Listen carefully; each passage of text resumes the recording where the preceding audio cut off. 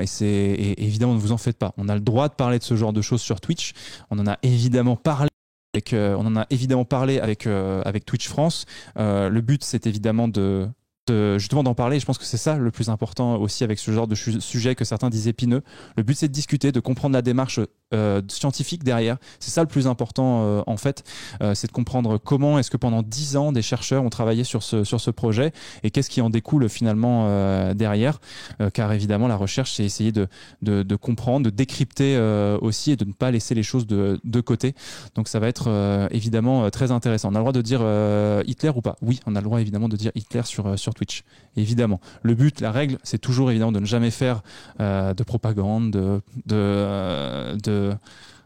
le but, c'est toujours d'avoir un regard scientifique, bien sûr, là-dessus. Donc, il faut, et c'est ça le plus important, et c'est ce qu'on va s'efforcer de faire pendant toute cette soirée. Donc, n'hésitez pas, bien sûr. Alors, je remercie par avance les gens qui vont soutenir la chaîne, sub la chaîne, ça fait évidemment très plaisir et ça nous permet d'avancer. Aussi, dans le chat, évidemment, on vous lit. Comme vous le voyez, on a le petit retour qui est juste là. Donc, on vous lit évidemment dans le chat. Si vous avez des questions, évidemment, pour Christian qui va me rejoindre dans quelques instants, n'hésitez pas. J'essaierai de les faire passer le plus possible. Et pour ceux qui arriveront en cours de route, n'hésitez pas à leur dire, cette émission sera disponible en replay sur la chaîne YouTube, mais aussi sera diffusée par la suite en podcast. Donc voilà, vous aurez de quoi vous retrouver sur l'ensemble des plateformes si vous arrivez en cours de route ou si vous ne pouvez pas rester jusqu'au bout dans cette émission. Voilà, je pense qu'on est pas mal. On est parti pour ce dernier live histoire de l'année. Et donc, je vous propose d'accueillir notre invité du soir, Christian Ingrao, s'il vous plaît, qui rentre sur notre magnifique plateau. On pourrait presque mettre un son d'applaudissements, bien sûr. Oui, bravo. Merci beaucoup. Merci à l'assistance. Merci l'assistance. Nous sommes en public, évidemment, ce soir. Nous sommes deux, bien sûr. Nous sommes avec Christian, donc qui était déjà venu, mais on avait fait ça à distance la première fois. Et là, tu as accepté très gentiment l'invitation. Salut Christian, comment ça va? Salut Rivendi, ça va bien. Je suis content d'être là. Merci de l'invitation. C'est vraiment chouette, c'est vraiment super bien de t'avoir. C'est la première fois du coup que j'invite un chercheur chez moi et du coup qu'on puisse comme ça discuter aussi. Je pense que c'est la manière la plus intéressante aussi d'interagir et de discuter. Alors pour ceux qui ne te connaissent pas, pour ceux qui n'avaient pas vu la première émission, je le rappelle, tu es donc chercheur au CNRS. Ouais. Tu es spécialisé sur les violences de guerre au XXe siècle et XXIe siècle également. Donc tu as notamment écrit, peut-être que tu peux le récupérer, tu as écrit notamment un très gros pavé qui est juste là. Et il y a aussi le soleil noir du paroxysme, mais c'est celui sur lequel on avait travaillé la première fois. C'était Croire et détruire, donc les intellectuels dans la machine de guerre SS. Et tu en as sorti un autre, évidemment, le soleil noir du paroxysme, nazisme, violence de guerre et temps présent. Donc ça qui sont vraiment des réflexions d'historiens qui se posent des questions sur lui, sur sa manière de chercher, de travailler. Exactement, ouais. Et puis qui essayent de sortir de ces impasses pour essayer de trouver une manière de travailler en collectif avec d'autres gens, de fédérer les énergies et de pouvoir continuer à faire de l'histoire du temps présent. Ouais. Qu'est-ce que c'est l'histoire du temps présent? L'histoire du temps présent, c'est une histoire qui est caractérisée par la coprésence de l'historien et des protagonistes. Victimes, bourreaux, témoins, État, etc. C'est l'histoire dans laquelle, quand tu fais une conférence, il y a toujours une main qui peut se lever et dire excusez-moi monsieur l'historien, ce que vous racontez c'est n'importe quoi, j'étais là et ça s'est pas passé du tout comme vous le disiez. Donc c'est assez désagréable. Non, ça m'est jamais arrivé. Tu sais, les vieux nazis, souvent, ils sucrent des fraises et ils viennent pas à mes conférences. Donc non, ça m'est jamais arrivé, mais ça pourrait très bien arriver. Ce qui m'est arrivé, par contre, c'est des enfants de gens sur lesquels je travaillais qui m'écrivaient en disant, écoute, je crois pas que mon père était raciste ni antisémite, et est-ce que vous pourriez m'éclairer sur ce qu'il a fait? Et souvent, la réponse était un peu désagréable, quoi. C'est ça. Alors du coup, je suis désolé, mais j'ai des archives pour le coup qui en parlent. Ouais. Et il y a encore des sujets aujourd'hui qui sont vraiment où on a encore des témoins directs justement et qui du coup sont vraiment au cœur justement du travail du temps présent. Il y a alors pas le nazisme, de moins en moins. Le nazisme reste un champ de l'histoire du temps présent parce que il y a encore des procès qui sont en cours, des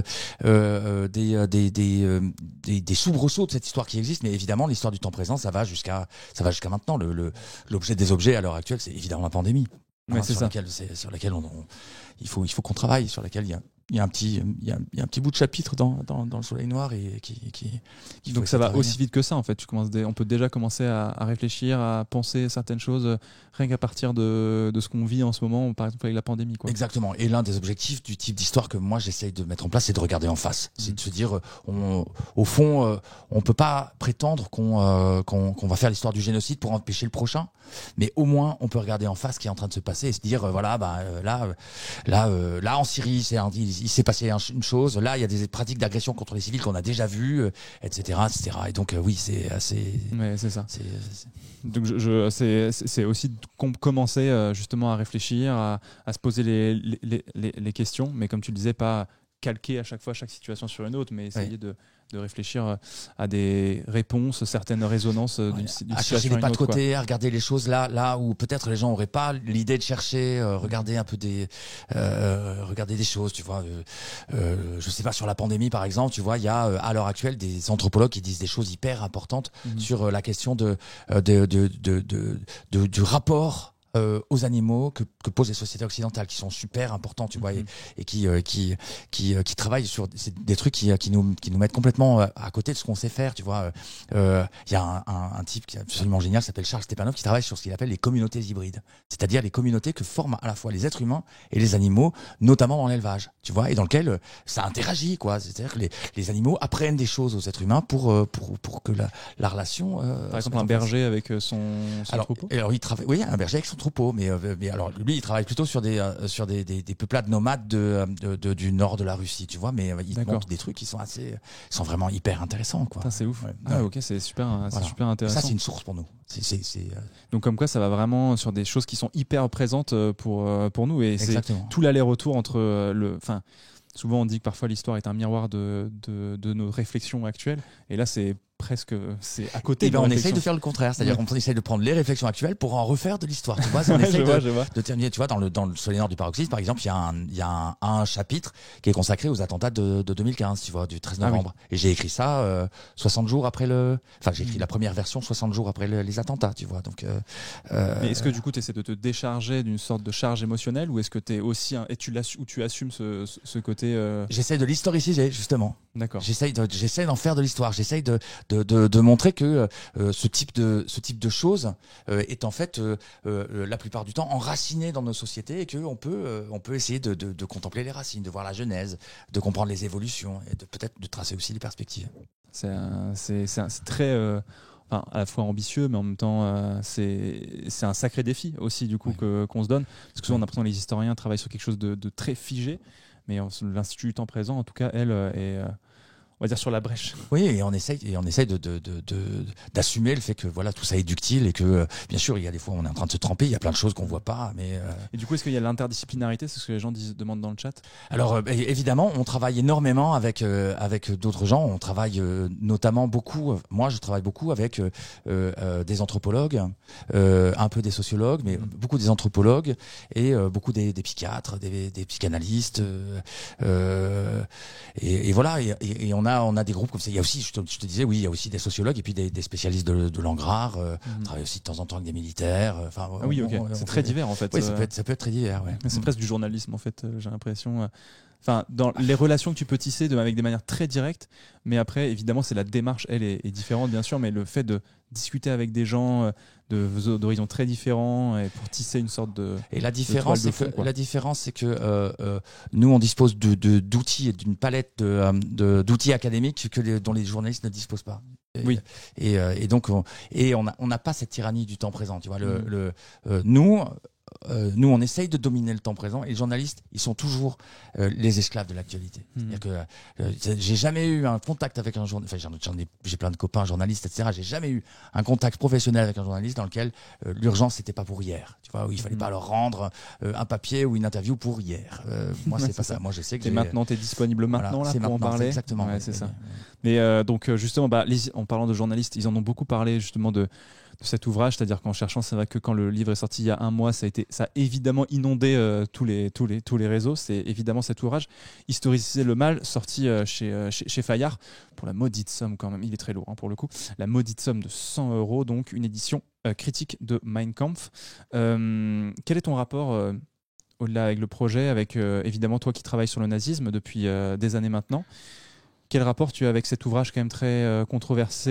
Est-ce que tu l'as lu? Ou est-ce que tu l'as évité? Ou est-ce que tu as été à un moment donné obligé de te plonger un peu dedans ou pas Alors, trop Mein Kampf, moi, je l'ai évidemment lu.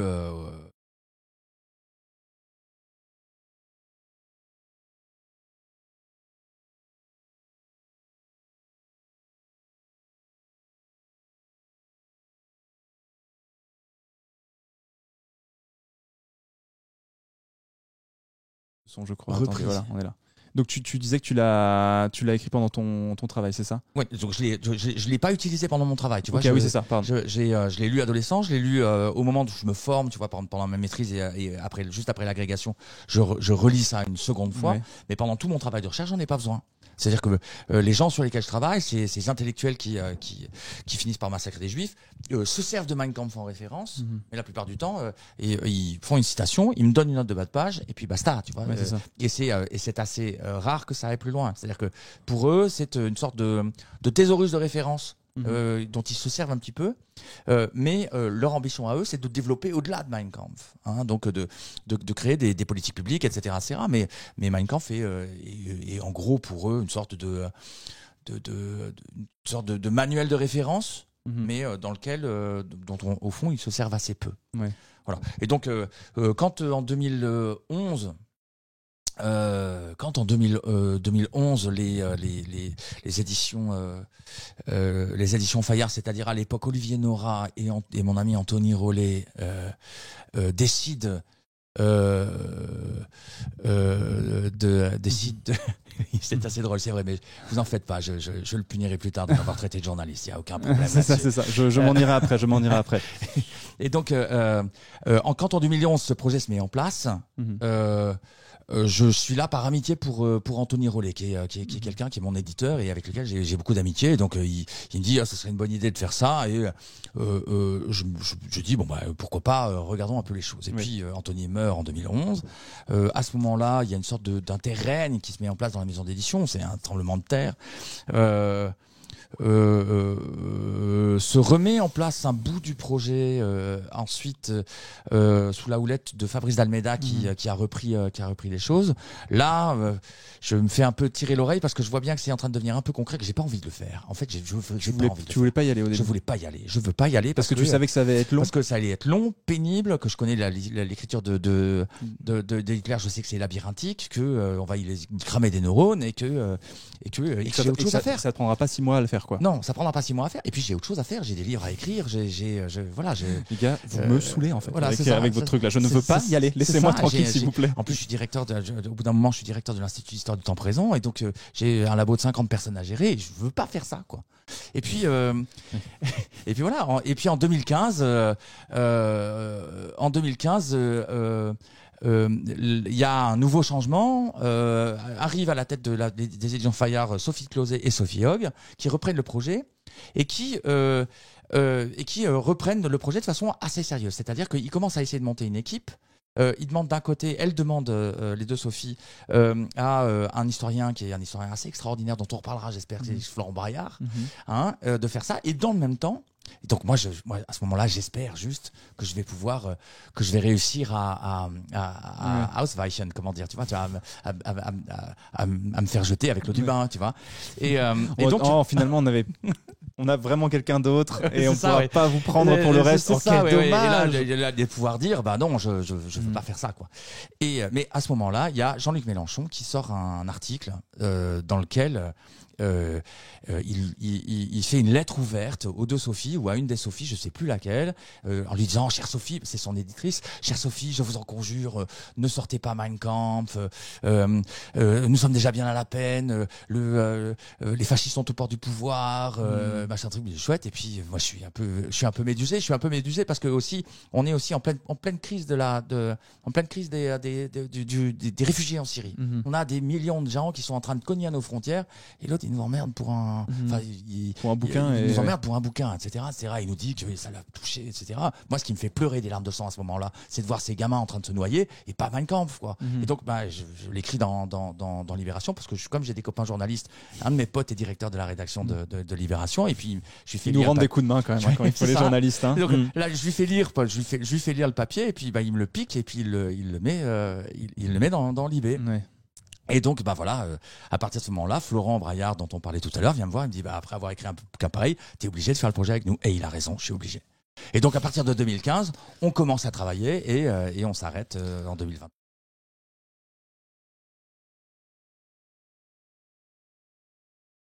Pas l'ouvrir dans terre, exactement. C'est exactement ça. J'aurais dû la fermer, et voilà. Mais bon, je me suis aussi fait plaisir à écrire, c'est ça un peu tout le problème. Est-ce qu'on a un petit truc sur le son quand on passe sur 70-30 ? Attends, si tu veux, je vais juste te filer un petit coup de main. C'est peut-être parce que c'est peut-être que j'ai. Hop, attendez, j'arrive. Hop. C'est moi.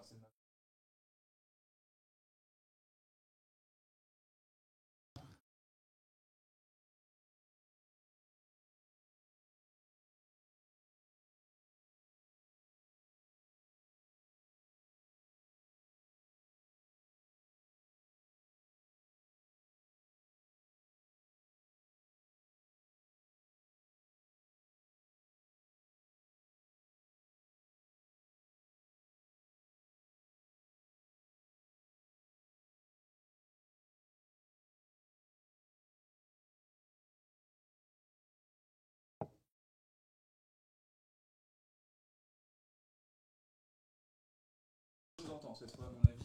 Voilà, c'est bon, super. On nous entend, merveilleux. Donc du coup, tu y vas sans trop comme tu disais, sans trop vouloir y aller. Sans trop vouloir y aller. Et d'un autre côté, Florent Braillard, il a des arguments convaincants. Il dit que il faut faire le travail, que c'est précisément parce que des gens cultivés et intelligents comme Jean-Luc Mélenchon ont la réaction qu'ils ont, qu'il faut qu'on travaille et qu'on démystifie ce texte, qu'on en fasse ce qu'il est, c'est-à-dire un mauvais livre. Voilà. Quand même. Parce qu'on va, oui, c'est ça, c'est un mauvais livre, c'est ce que tu disais, mais on va y revenir aussi sur la partie traduction. Ce sera dans une autre partie parce que c'est un énorme travail, bien sûr. Oui. Et c'est aussi un projet qui a déjà été fait par justement, qui arrive en France, mais qui a déjà été fait en Allemagne. Qui a déjà été fait en Allemagne, et les Allemands sont plus. Alors je l'ai lu en allemand. Hein, oui, tu l'as en allemand. Je l'ai lu en allemand, Mein Kampf. Je l'ai lu d'abord en français, puis ensuite en allemand. Mais je l'ai lu en allemand. Parce qu'il y a des gens qui posent la question dans le chat. Voilà, c'est ça. Et donc, c'était quoi ta question ? Je me rappelle déjà. Et donc, en gros, est-ce que les Allemands ont fait ce travail-là justement avant ? Alors, les Allemands ont anticipé ce travail-là. Ils savent qu'en 2016, le 1er janvier 2016, le livre va tomber dans le domaine public. Et donc, n'importe qui va pouvoir le traduire. Et en mettre gros, en place. pour expliquer, la Cour européenne a dit, en fait, 70 ans après la disparition donc de son auteur, un livre tombe dans le domaine public, et Mein Kampf comme un autre finalement. Exactement. Et Mein Kampf qui appartenait jusque-là à l'État de Bavière. C'est ça. Oui, avec Atao, on a bossé un petit peu sur le truc. Mais il appartenait donc à l'État de Bavière jusque-là, donc qui en percevait les droits. Il y avait les éditions latines qui en avaient fait quand même une publication dans les années 60. Non, en 34. En 34. Et puis Fayard en avait fait une autre édition, mais je me rappelle plus en quelle année, pas dans les années 60. Mais l'édition des nouvelles éditions latines était accompagnée depuis les années 70 d'un avertissement. C'est pour ça que tu vois qu'il y avait eu un changement dans ce truc-là. Donc je crois que c'est la couverture orange, je crois, celle juste à côté, il me semble. L'autre, voilà, celle-ci, c'est l'édition Sorlo, nouvelles éditions latines. Qui n'est pas une édition critique, il y a juste un petit mot à l'adresse du lecteur en amont. En revanche, c'est le texte, mais on en reviendra parce que la traduction est très arrangée de l'allemand au français. Elle est très compliquée. Et puis c'est une maison d'édition maurassienne, donc très liée à la droite nationaliste des années 20 et 30. L'un des deux traducteurs est un anti-hitlérien germanophobe, et le deuxième, par contre, a essayé de soutenir que Mein Kampf n'était pas antisémite, et que au fond, Hitler n'était peut-être pas l'homme que nous croyons, etc. Donc tu vois, il y a vraiment quelque chose de très problématique dans l'édition Sorlo. Donc il est clair que c'est plutôt pas mal d'avoir. Il y avait une vraie nécessité à une nouvelle traduction. Mais les Allemands mettent en place un modèle qui est un modèle assez terrorisant. D'une part parce que ils ont des moyens que nous n'avons pas.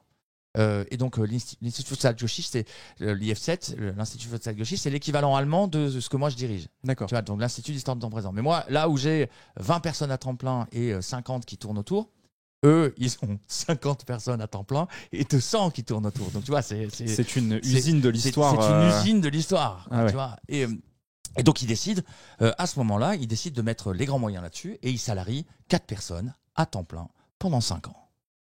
Tu vois ce que ça fait en termes d'argent, tu vois, c'est parce que c'est pas des gens que tu embauches au SMIC, tu vois, c'est des chercheurs postdoctorants qui émargent à 2500 € par mois, donc 5000 tu vois, 5000 x 12, 60 fois 5, 300 x 4, 1 200 000 € de masse salariale. Est-ce qu'ils avaient le choix de le faire parce qu'en Allemagne, c'est un bouquin j'imagine qui garde une trace quand même, et est-ce qu'ils devaient mettre ces moyens-là pour travailler dessus en 2016? Je pense pas qu'ils le font sur ce texte-là, c'est-à-dire l'Institut Zeitgeschichte a des équipes de traduction et d'édition de documents qui sont monstrueuses. Là, ils viennent de sortir une collection d'édition de documents sur la Shoah qui fait 15 volumes. 15 volumes de plus de 500 à 600 pages pour chacun, tu vois. Donc ça fait 9000 pages de documents qui sont édités, etc. avec des équipes qui touchent à tous les pays et etc. Et donc là, la masse salariale est encore plus énorme que sur Mein Kampf. Donc c'est pas lié au sujet, c'est vraiment lié à la tradition critique positiviste allemande qui reste encore à l'heure actuelle la meilleure du monde dès qu'il s'agit d'éditer des documents. C'est les champions. Et donc du coup, il y a des chercheurs allemands, il me semble, qui ont travaillé avec vous justement pour aussi faire ça. Andreas Ersching qui a Andreas Ersching, donc c'est le directeur de l'Institut Zeitgeschichte, et c'est à la fois un historien qui fait de l'histoire politique de l'Allemagne, mais aussi de la France, et donc qui est en même temps assez francophone, et il dirige le projet avec Florent parce que il est là pour apporter de l'expertise, pour nous apporter les moyens de l'institut, parce que et puis on a besoin de leur travail. Oui, c'est ça. On a besoin de leur travail. Ils font un travail absolument irremplaçable. C'est la traduction, l'édition critique allemande est pratiquement en double de volume de la nôtre. Parce que déjà, ça fait déjà 1000 pages. Ça fait déjà 1000 pages. Et eux, c'est 2 tomes de 1000 pages. Et puis, il n'y a pas d'image. Et non, il n'y en a pas. Il n'y a pas d'image. Donc, ils ont fait 2 tomes de 1000 pages. Ouais. Il y a 2 fois plus de notes de bas de page que dans la nôtre. Donc, nous, c'est 3000. Eux, ils sont à 6000 notes de bas de page. Et c'est monstrueux. C'est tout simplement monstrueux. Ils ont été, si tu veux, ils sont allés à un point d'exactitude dans lequel il y a toute une partie du travail qui est un travail de philologie. La philologie, c'est la science de la structure et de la genèse des textes. C'est-à-dire, ils ont été prendre les 5 versions de Mein Kampf qui sont sorties entre 1924 et 1940, et ils ont chopé toutes les modifications caractère par caractère du truc. Et donc, tu as tout un premier appareil critique. Himalayen comme travail. C'est tout simplement monstrueux. C'est tout simplement. Non, mais comme tu dis, en fait, c'est pour ça qu'il faut autant de monde pour ça. Et puis, tu as les 4 historiens qui passent leur journée, tu vois, pendant 4 ans. Et puis, à côté de ça, tu as les assistants de recherche qui vont chercher les archives, la bibliothèque de l'Institut Zeitgeschichte, tu vois, qui est une espèce de monstre à 150 ou 200 000 volumes et qui fournit les livres, tu vois, pour pouvoir faire l'appareil référentiel. Enfin, c'est un travail dantesque.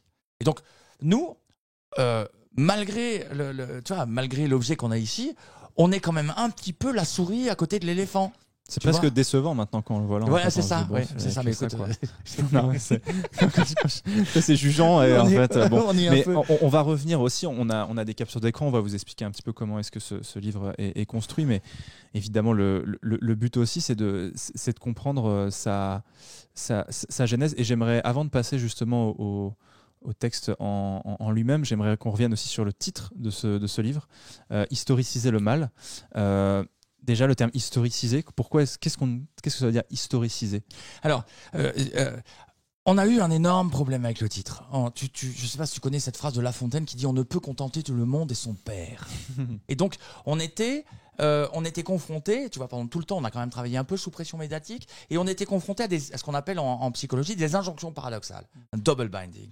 C'est-à-dire qu'il y avait des gens qui nous disaient, mais ça va, c'est quoi, qu'est-ce que c'est que ce truc, arrêtez de faire tant de simagrées, c'est un livre comme un autre, etc. Nous, on en est convaincus. Mais on avait en même temps les gens qui nous disaient, mais vous êtes en train de réveiller la bête, en ces temps de réveil du monstre, vous êtes en train vous êtes en train de rappeler Cthulhu, quoi.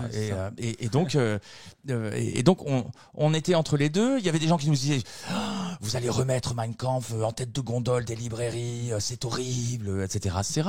On leur disait écoutez, on va bien évidemment essayer d'éviter de le faire, etc. Ils nous disaient oui, mais le titre, etc. On va changer le titre alors, très bien. Et puis on a d'autres personnes qui se sont dit mais c'est quoi ce titre pourri?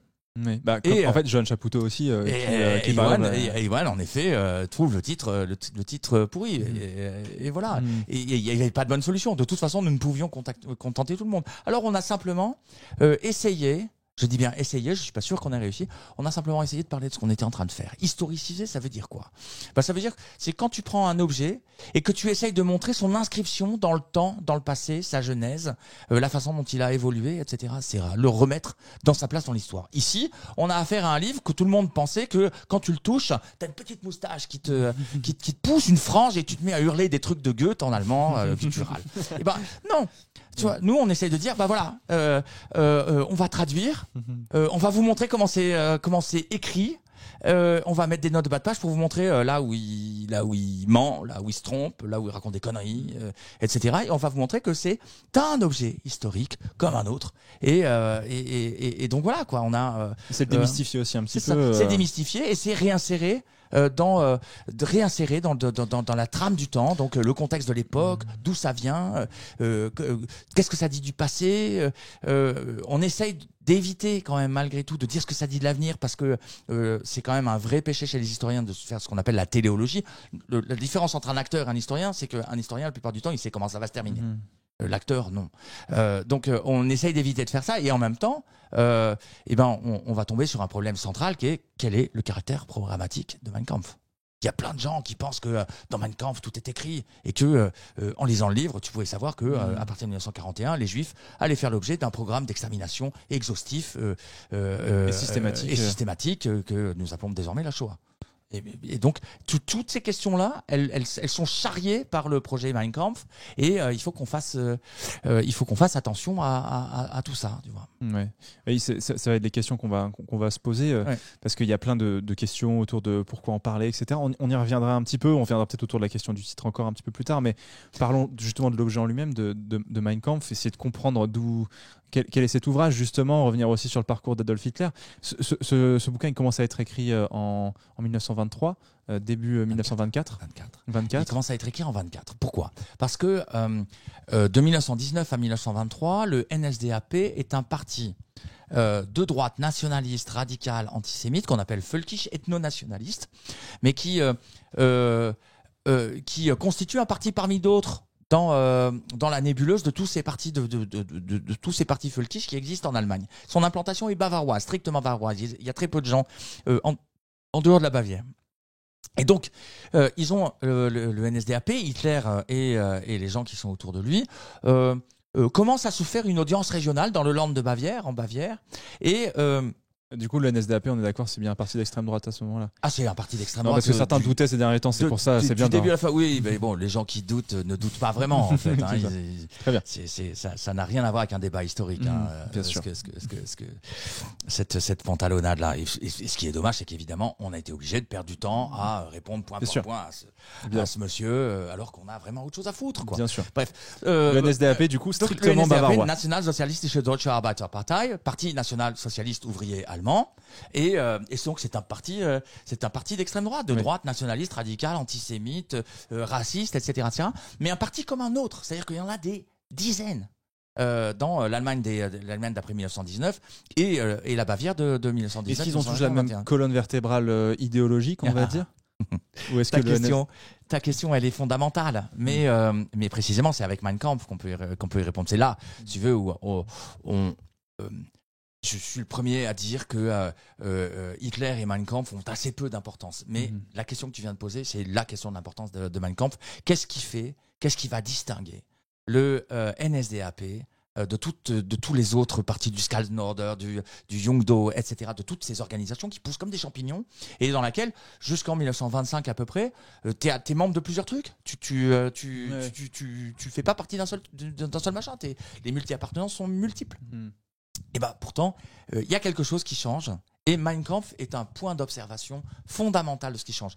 Pas plus que ça, mais pas moins que ça. Et donc, ce qu'on observe dans ce truc, c'est que il y a quelque chose qui fait que il y a une singularité du NSDAP qui est en train de se construire au moment où Hitler est en train commence à envisager d'écrire ce truc-là. Il commence d'abord en 1923 par écrire une espèce de long mémorandum dans lequel il essaye de résumer ce qu'il est en train de faire. Puis, comme tu le sais, il essaye. C'est un parti, le NSDAP est un parti qui veut mettre en place une révolution à la fois de masse et des élites, qui veulent le faire par la violence, et donc par un putsch. Le 9 novembre 1923, les nazis mettent en place un putsch dans le Land de Bavière, ils essaient de prendre le pouvoir dans le Land de Bavière, et puis ils se plantent comme des nazes, parce qu'ils ont forcé tout le monde et qu'ils ont manœuvré comme des huîtres. Ils ont manœuvré comme des huîtres, c'est tout simple. Et donc 2 jours plus tard, 11 novembre 1923, le jour d'anniversaire du truc, il est incarcéré à Landsberg. 2 jours plus tard, direct, ça allait très vite. Il a essayé de s'enfuir dans une voiture, mais tu vois, c'était Charlot à la neige, quoi. C'est vraiment. Donc là, j'ai une image de. Ouais, très bien. Voilà, peut-être qu'on a une image de Charlot à la neige, peut-être pour illustrer l'image. Je crois qu'on n'en trouvera pas. J'ai dû inventer le titre. Et donc, il est incarcéré là, puis il est jugé, je crois que c'est en mars ou en avril. Et puis, à partir de juillet, il commence à rédiger et à certains moments dicter ce livre qui va devenir Mein Kampf, et qui au début a un titre à rallonge et s'appelle Mon combat contre la déception, puis qui vient après Mein Kampf une Abrechnung, c'est-à-dire un règlement de compte, et qui est écrit assez vite, entre juillet et décembre 1924, il est terminé d'écrire. Hitler, qui avait été condamné à une certaine peine de forteresse, ne fait qu'1 an de prison.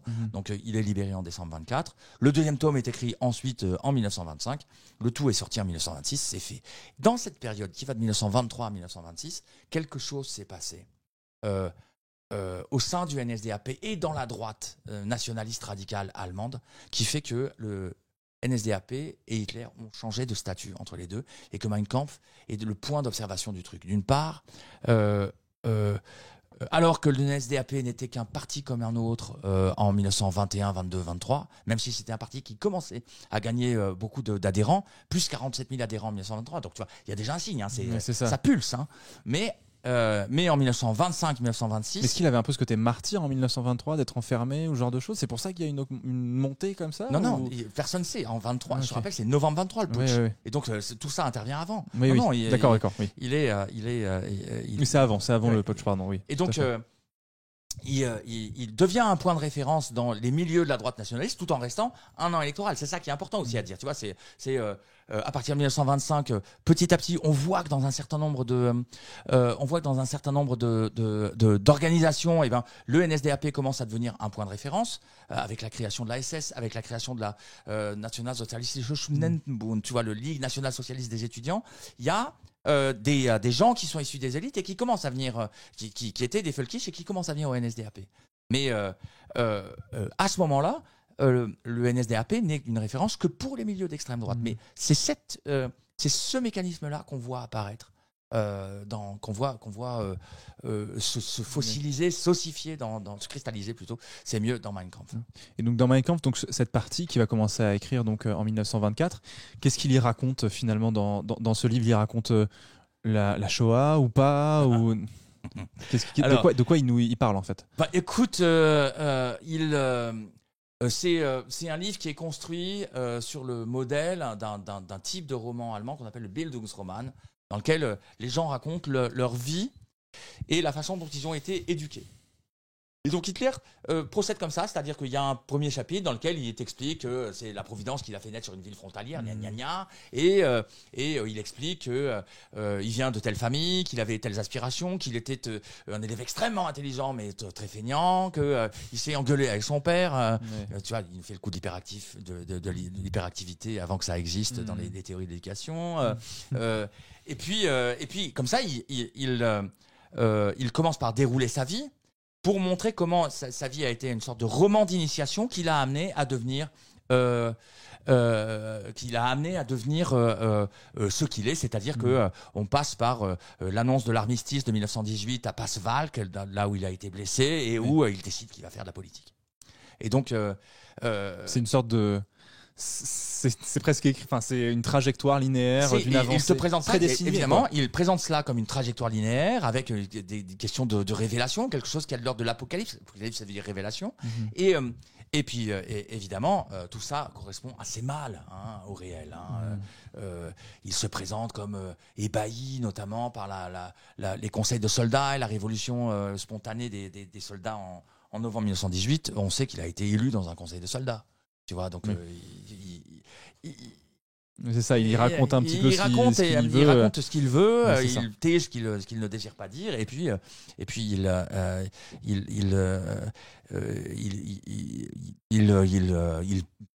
construit à certains moments parfaitement les choses. Donc ça, c'est la première partie. Il y a ensuite une deuxième partie qui est une partie dans laquelle il part sur des considérations qui sont des considérations, on va dire, d'ordre idéologique, et dans lequel il met au point quelque chose. C'est très labyrinthique. C'est tout le problème est là. C'est très difficile à lire. Il faut essayer d'imaginer que quand on lit Mein Kampf, c'est comme si on était dans un train et que on voyait passer le paysage, et que le paysage passe à une certaine vitesse, assez vite. Il est sombre, il est gris, on a du mal à fixer les yeux. Et puis, toutes les 10, 15, 20 minutes, on a l'impression de repasser un peu devant le même paysage, mais pas tout à fait le même. Et tu fais ça toutes les 30 minutes. Et avec des phrases qui sont d'une grande longueur, etc. Donc, c'est très difficile de garder le fil comme ça et de comprendre la progression de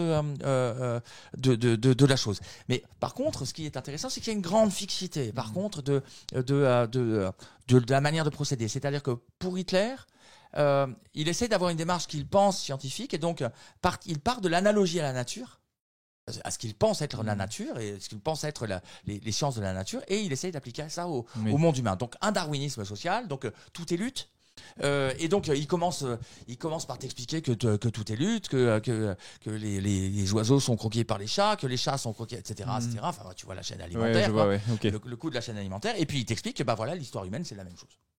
Avec, j'imagine, en haut de cette chaîne alimentaire. Donc, évidemment, il t'explique que comme il y a un fait avéré, que la raciologie allemande, notamment avec Günther, a montré que, tout en haut, il y a une race, plutôt deux races, les races nordiques, la race aryenne, germanique, etc., etc.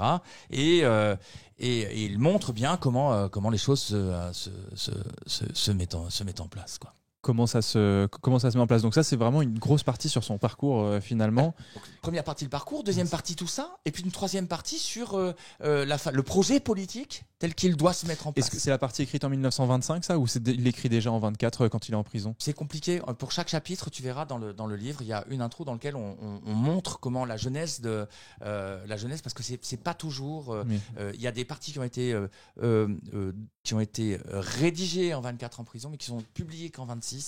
Et donc c'est assez compliqué à voir. Et on a agrémenté le texte d'introduction pour essayer de montrer un peu les choses. Alors, il y a comme tu disais, il y a une grosse partie sur son parcours, mais donc on a compris le côté très sinueux, labyrinthique, comme tu le disais si bien, de son parcours. Il y a aussi la partie sur son programme. Ça, c'est intéressant. Et j'avais une première question aussi sur... c'est un sujet quelle est la partie qui donne à quelque chose qui est pour lui ce qu'il dit révélateur, c'est-à-dire la Première Guerre mondiale, qui est un épisode vraiment très important de sa vie. Et donc, toute la partie sur... la revanche finalement qu'il va donner, et notamment la partie sur la France. Alors, c'est un élément central. Il est radical dans tout, mais il est extrêmement insistant sur le projet politique et le projet diplomatique. L'idée de Hitler, c'est effectivement de partir sur la colonisation à l'Est, mais ce projet de colonisation à l'Est n'est possible que si l'Allemagne peut s'engager dans des politiques d'expansionnisme à l'Est. Et pour ce faire, il faut que ça soit libre dans son dos, c'est-à-dire à l'Ouest. Pour être libre à l'Ouest, le raisonnement il est très simple, il est racial. Les Anglais sont censés être de race nordique. Évidemment, bien sûr, métissé, machin truc du chouette, mais il y a une vocation à mettre en place une alliance germano-anglaise. Et celle-ci se ferait au détriment de l'Allemagne, de la France, qui doit, elle, être absolument rabaissée et se voir démantelée pour qu'elle ne pose plus jamais de problème de sécurité à l'Allemagne. Et donc, c'est un livre d'une francophobie absolument rigolote, quoi. Hein, ça en est drôle. Et il est très gêné par ça quand le livre est traduit en France. Hein, mais non, c'est là. Parce qu'il voulait pas que le livre soit traduit en France. Bien sûr qu'il veut pas que le livre soit traduit en France parce qu'il est quand même assez clair sur ce qu'il veut faire, quoi.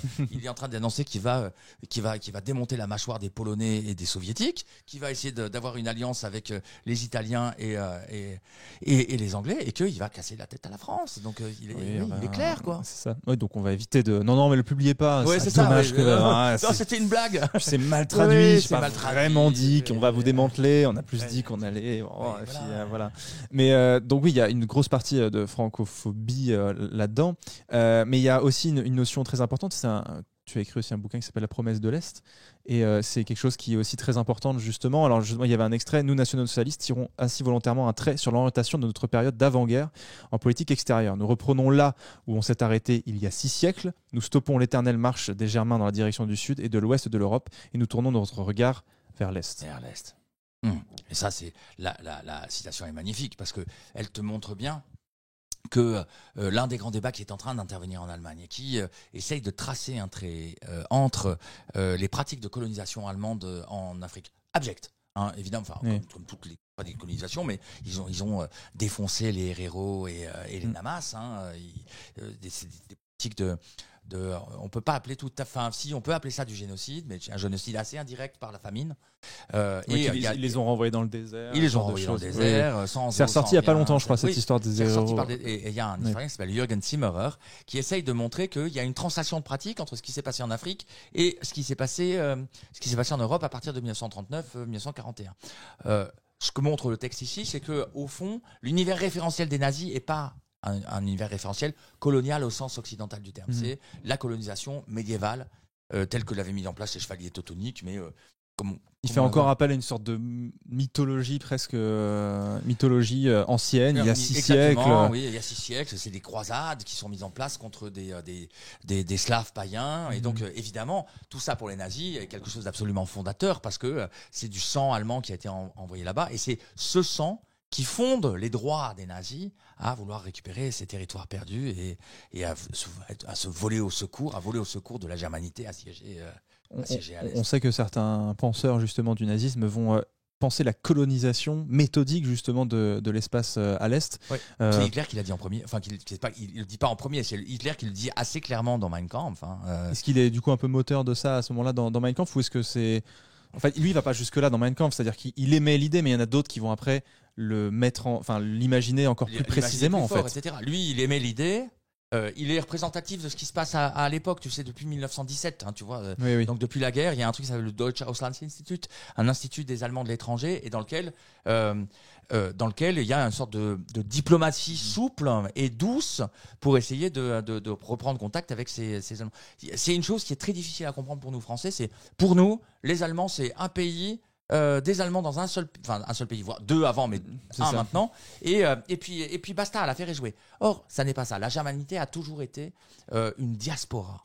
C'est-à-dire qu'il y a des Allemands, évidemment, en Allemagne, mais il y en a en France, il y en a en Suisse, il y en a au Danemark, il y en a dans les pays baltes, il y en a en Hongrie, en Roumanie, évidemment en République tchèque. Et encore plus avec le fameux couloir de Danzig, on le rappelle, avec la Pologne qui avait ses fameux accès à la mer et qui coupait du coup cette Allemagne en deux. Mais avant 1918, ce corridor de Danzig, il est russe, tu vois. Donc il y a énormément d'Allemands en Russie. Il y a en 1914, ce sont 400 000 Allemands qui sont déportés par le tsar Nicolas II au moment de la déclaration de guerre, tu vois. 400 000 Allemands qu'on appelle de la Volga, tu vois, dans la région de Stalingrad, et qui sont envoyés dans le désert, etc. Et donc, tout ça, tu vois, ça montre, c'est aussi un des intérêts du bouquin. Nous avons perdu presque l'ensemble des repères qui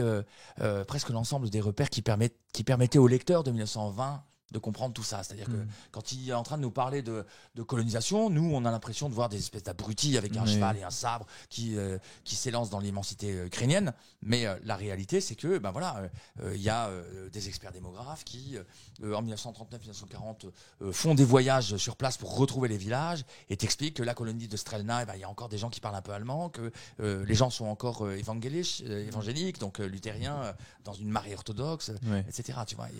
Donc en fait, vous donnez les outils aussi pour comprendre, comme tu disais, historiciser, contextualiser l'époque, socialement aussi, dans cette Allemagne, comme tu le disais, qui pour nous était très, finalement, c'est les Allemands en Allemagne, alors qu'en fait, il y a des diasporas un petit peu partout, donc des velléités de récupérer. De rassembler tout ça, dans un seul pays. Le pan-germanisme est une idée qui est ancienne, qui date du 19e siècle, qu'Hitler reprend en la systématisant. Est-ce que l'ensemble des mouvements folkish d'extrême droite le prennent aussi comme ça, ou est-ce que le pan-germanisme, c'est vraiment quelque chose qui est propre au NSDAP et à Hitler? Et je te remercie de revenir sur la question, parce que tu vois, tu es en train de revenir sur la question de la singularité du NSDAP, et c'est exactement ça.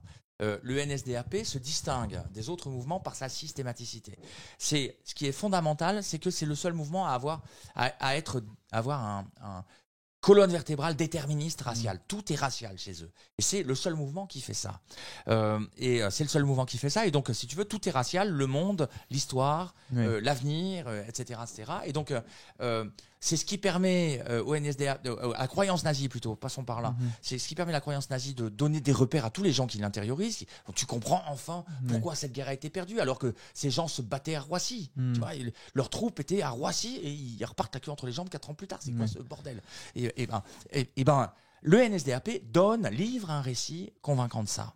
Mais le NSDAP n'est pas simplement un système d'explication du monde, de l'histoire et de soi, mais c'est aussi un projet politique. C'est-à-dire que ça transforme, si tu veux, l'interrogation, la désorientation en espoir. Oui, c'est ça. Et ça, c'est fondamental, et il n'y a que le NSDAP qui fait ça parmi les folkish. C'est cette particularité dans ce qu'on pourrait appeler l'offre folkish qui va faire du NSDAP un parti fédérateur. Et Mein Kampf est un des moments où ça se cristallise et où Hitler arrive à dire les choses de plus en plus clairement. Quelqu'un me pose la question dans le chat, pourquoi ils ont voulu conquérir toute l'Europe au final? Les nazis, c'était pour être tranquille, s'agrandir, l'espace vital. La question, elle est remarquable parce qu'elle donne les réponses. Tout ça à la fois, finalement. Les deux, c'est-à-dire que c'est pour être tranquille. Le nazisme est une idéologie qui intervient dans un contexte de blessure narcissique extrêmement important. C'est-à-dire que peu ou prou, les Allemands ont cru qu'on allait les faire disparaître, les décimer pendant la Première Guerre mondiale. Donc il y a une espèce d'angoisse, de mort collective qui se met en place. Et donc, l'un des moyens d'apaiser l'angoisse collective, c'est d'avoir le territoire le plus grand possible pour qu'on ne puisse pas venir t'emmerder. Donc, pour être tranquille d'un côté. Et d'un autre côté, évidemment, le nazisme se propose de mettre en place une révolution raciale, démographique, sociale, etc., etc. Il prévoit qu'en l'an 2000, ils seront 600 millions d'Allemands. Et il faut conquérir l'Europe pour tout ça. Pour nourrir toutes ces bouches, le grenier de l'Ukraine. Le grenier de l'Ukraine, les forêts profondes de Russie, etc., etc. Les puits de pétrole du Caucase et ce genre de choses. Et ceux de Roumanie d'abord, mais ceux de Caucase aussi. Donc voilà, il y a tout ça. Donc c'est un peu tout à la fois, évidemment. Donc on va y revenir aussi. Et aussi, la question est aussi importante. Alors, on parle du mouvement folkish, mais aussi profondément, les gens posent aussi la question, l'antisémitisme qui est aussi au cœur du bouquin.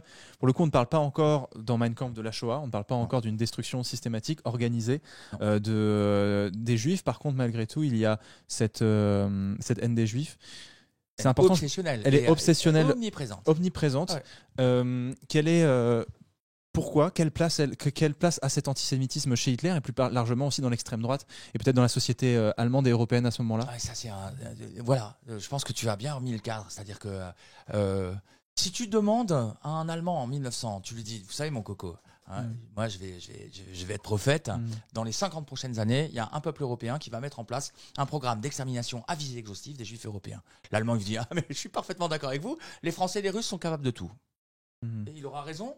Au fond, qui à l'époque, en 1900, l'affaire Dreyfus c'est 1898, Édouard Drummond, la France juive, etc. Les antisémites écumants, c'est les Français, et les Russes, et notamment les Ukrainiens qui chassent les Juifs ashkénazes à grands coups de sabre et d'incendie de village. Tu vois, les Allemands à cette époque-là, ils ont une communauté juive de 400 500 000 personnes qui sont des bons bourgeois à cravate, qui sont très déconfessionnalisés. Souvent, ils en sont à se convertir au protestantisme ou au catholicisme et basta, tu vois. Et donc, vous, l'Allemand, il vous dit, bah oui, je comprends parfaitement. Voilà. Oui. Si tu lui dis, non, mais c'est vous qui allez le faire, le mec, tu vois, c'est Joe dropping. C'est là qu'il est pour le coup très surpris. Oui, c'est important, en fait, de recontextualiser ça. Je pense que c'est hyper important parce qu'aujourd'hui, évidemment, bien sûr, on a évolué sur la question, heureusement, mais c'est vrai qu'à l'époque, c'était quelque chose de tout à fait courant, parce que d'avoir une certaine forme d'antisémitisme, et comme tu le dis, en France, par exemple, l'affaire Dreyfus en est un exemple à fait concret. Et tu vois, en venant ici, j'étais en train de relire de magnifiques textes de Bernanos, tu vois, qui est un écrivain extraordinaire, évidemment, de droite, catholique, maurassien, etc. Mais même après 1945, quand il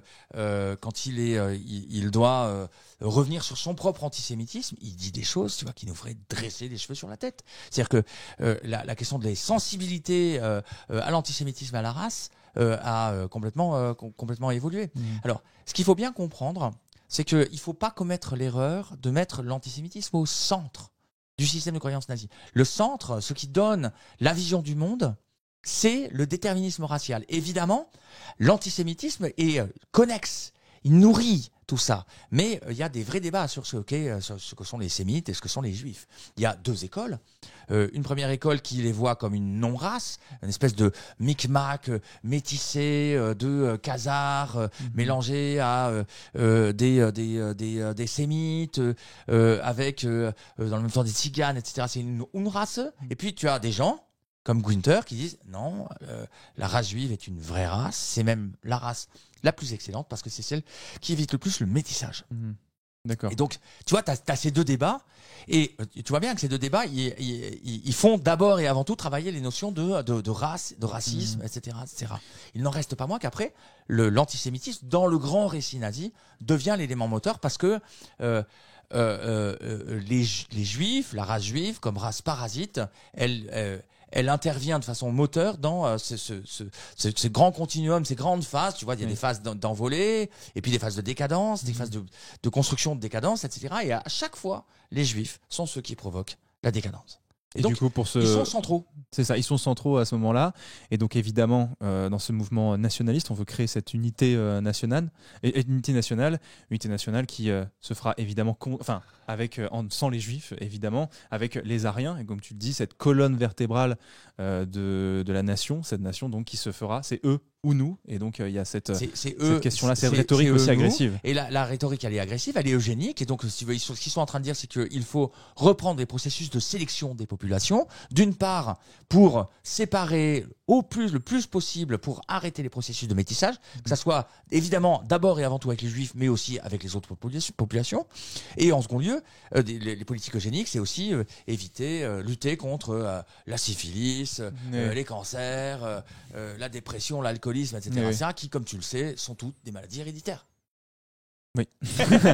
La dépression, tout ça. Évidemment, c'était une blague, mais eux le pensent. Oui, ils le pensent vraiment. Et donc pour ça, c'est héréditaire.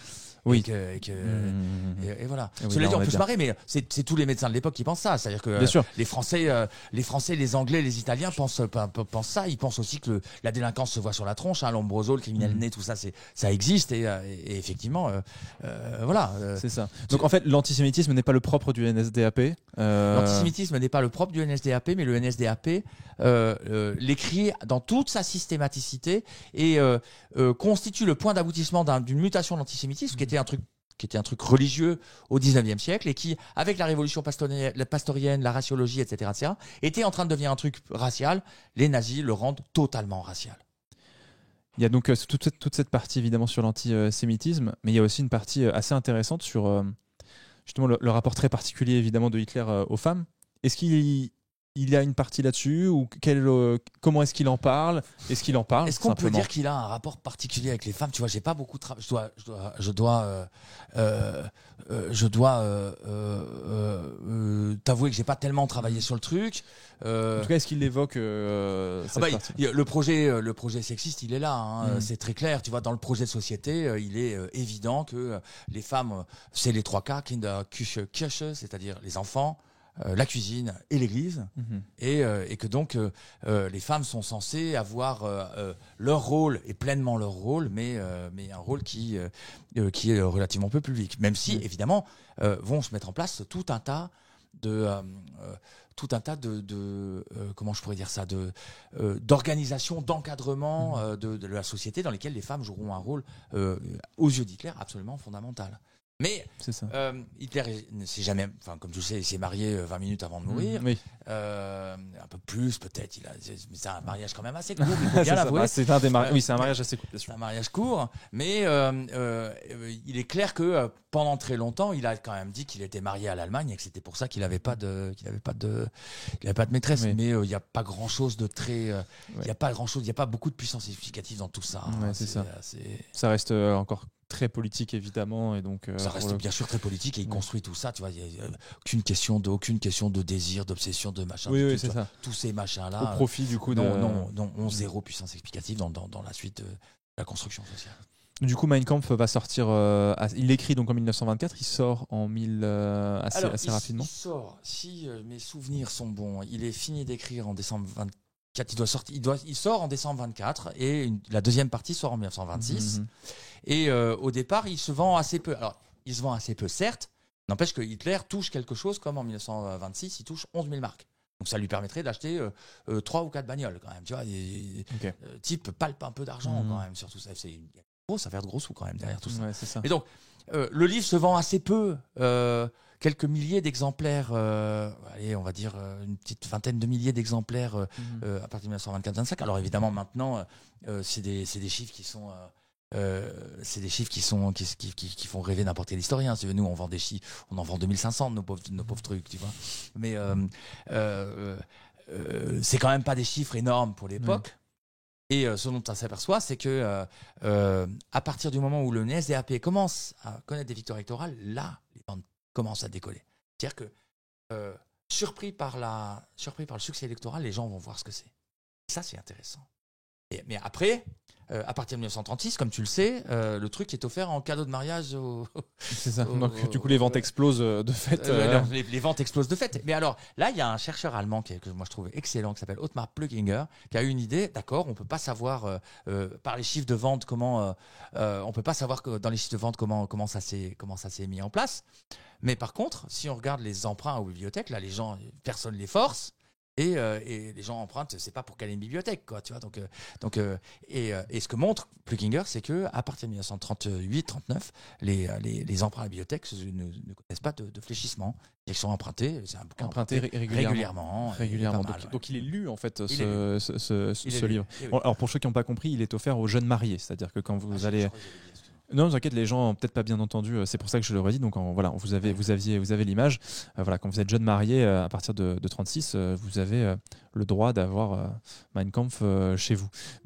Ouais, c'est ça. Donc c'est un joli cadeau. Mais ce que tu dis aussi, ça c'est intéressant. C'est-à-dire que le prêt dans une bibliothèque, c'est différent. C'est-à-dire que là, on décide de là, soi-même. Les gens y vont librement et par curiosité. Ils décident vraiment de le faire. Et est-ce qu'on sait, lors des premières publications, est-ce qu'on sait quelle est la réception autour de ça? Peut-être même à l'étranger, justement. Est-ce qu'on J'avoue, j'ai pas beaucoup travaillé cette question-là, Rivendi. De toute façon, il n'y a pas de souci, Christian. Oh là là. Mais justement, on verra. Mais c'est des questions de publication, c'est assez précis et c'est vrai que c'est pas simple de tout savoir, mais donc c'est un livre qui va être diffusé quand même pas mal en Allemagne, qui va être malgré tout lu.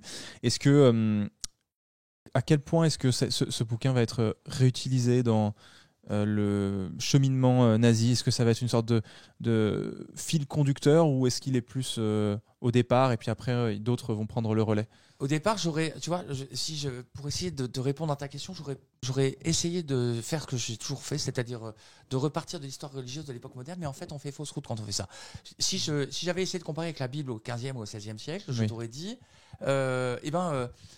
c'est un peu comme la Bible, c'est-à-dire que tout le monde le cite, mais sans l'avoir vraiment lu, en passant par des lectures secondaires, etc. À part que dans ce schéma-là, ce schéma de l'Europe chrétienne du XVIe et du XVIIe siècle, tu as toute une classe de lettrés qui, eux, connaissent par cœur la Bible et qui l'utilisent vers à vers.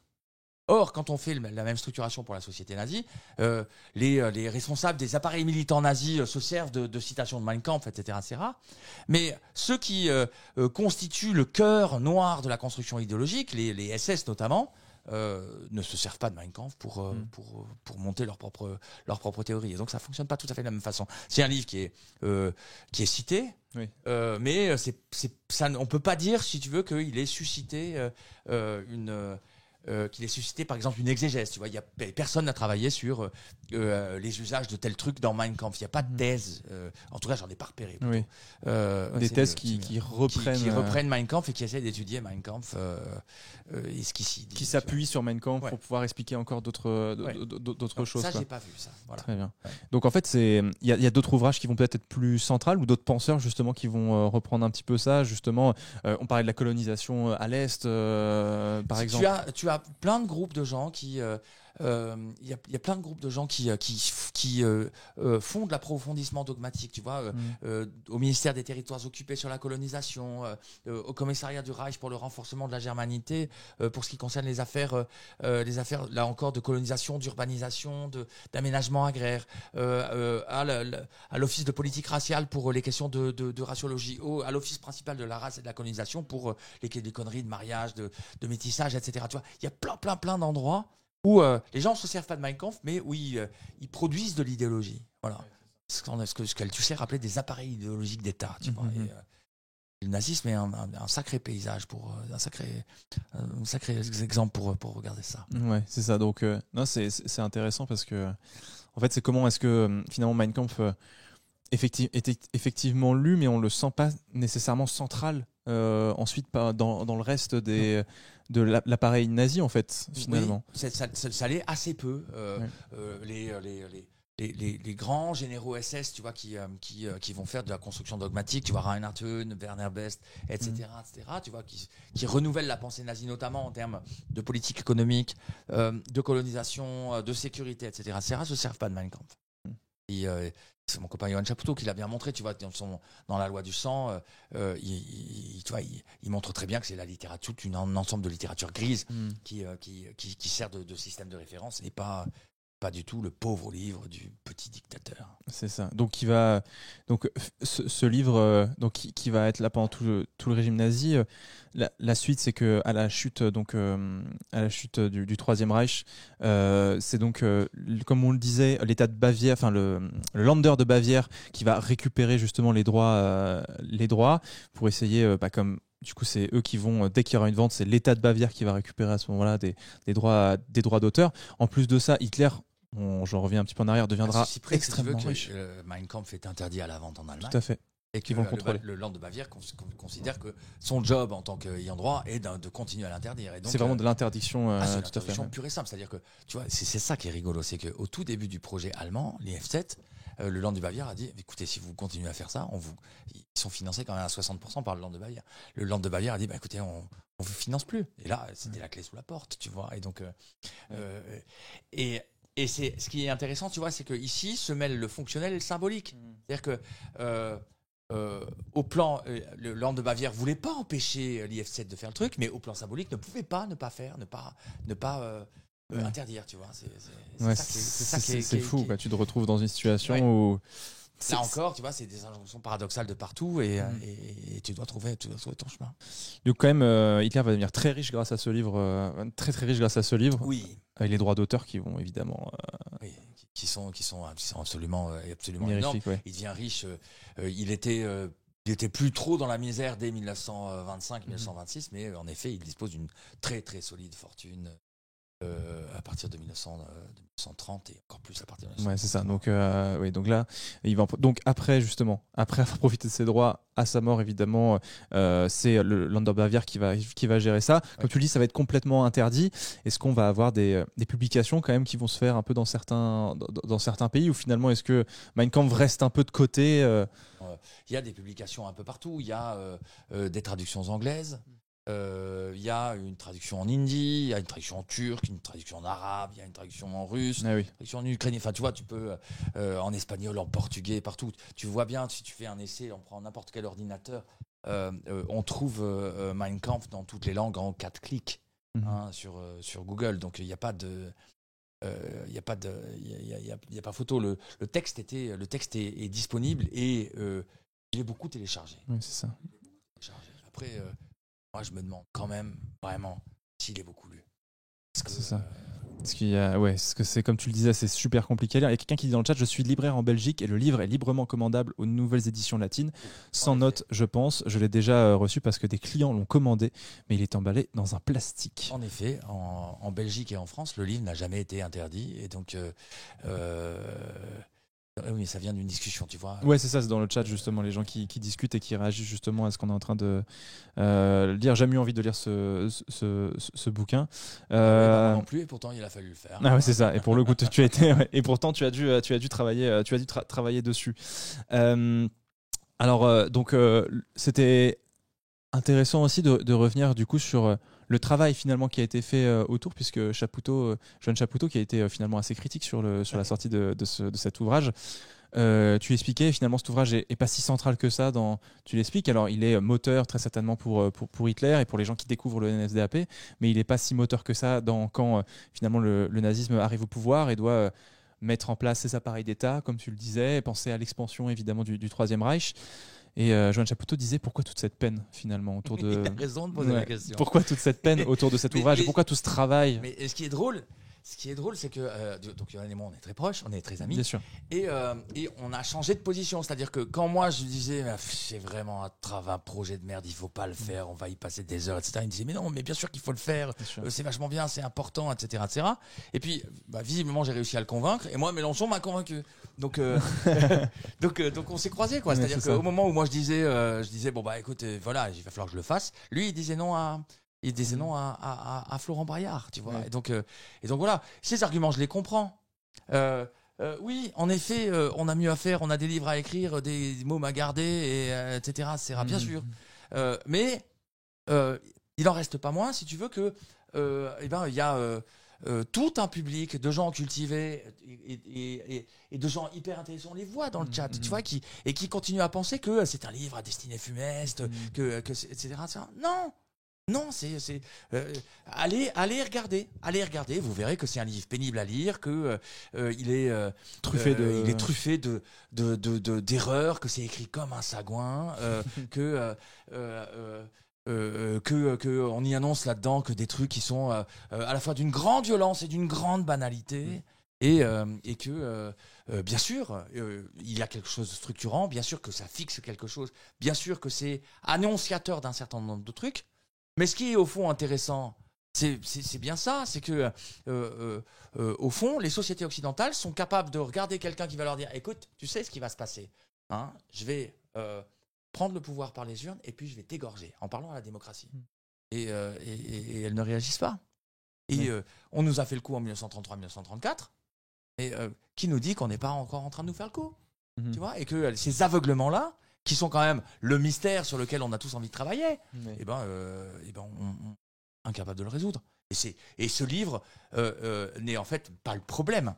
Hein. Oui. Il est un symptôme, mais pas le problème en lui-même. C'est pas lui qui aveugle les gens. C'est pas lui qui fait pousser les moustaches. C'est pas lui qui radicalise. Quand les gens lisent Mein Kampf, ils sont déjà convaincus et déjà dans une autre démarche. Et la plupart du temps, à mon avis, ils n'arrivent pas à le rendre. Donc du coup, ce que pose la question en chat, que penses-tu du retrait d'autres? C'est du coup, tu comprends aussi la démarche de certains de ne pas vouloir forcément se greffer sur ce projet aussi, qui pouvait prendre du temps. Moi, je comprends parfaitement qu'on n'ait pas eu envie de le faire, et j'ai moi-même essayé de l'échapper. Tu t'es fait piéger. Je me suis fait piéger, mais bon, tu vois, j'ai aussi. Mais tu vois, c'est là que c'est intéressant. Tu te rappelles de Christopher Browning qui travaille sur les hommes ordinaires, ce livre magnifique dans lequel il y a une unité de papis de 50 balais qui sont incapables d'avoir été au front, et donc on a envoyé à l'Est. Et un jour, leur commandant, en larmes, leur dit: écoutez, je suis désolé, mais demain, tout à l'heure, on va aller dans ce village que vous êtes en train d'entourer et vous allez devoir tuer 1000 femmes, enfants et hommes. Et les mecs, le type leur dit, je comprendrais que vous vouliez pas le faire, que ceux qui ne veulent pas le faire fassent un pas en avant. Sur les 500 mecs, il y en a 5 qui font le pas en avant. Pourquoi ils font pas le pas en avant? Parce que c'est trop dur de laisser tomber les potes.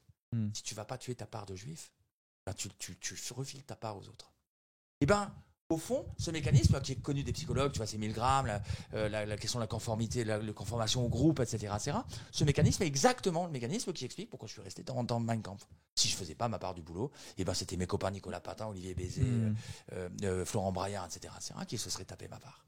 Donc, j'ai pas trouvé ça Charlie, quoi. Et du coup, t'es resté dans ce. Donc, je suis resté dans le projet parce que et puis il faut pas déconner, si tu veux. Une fois qu'on avait décidé de faire le truc et qu'on était dedans, j'ai appris plein de choses.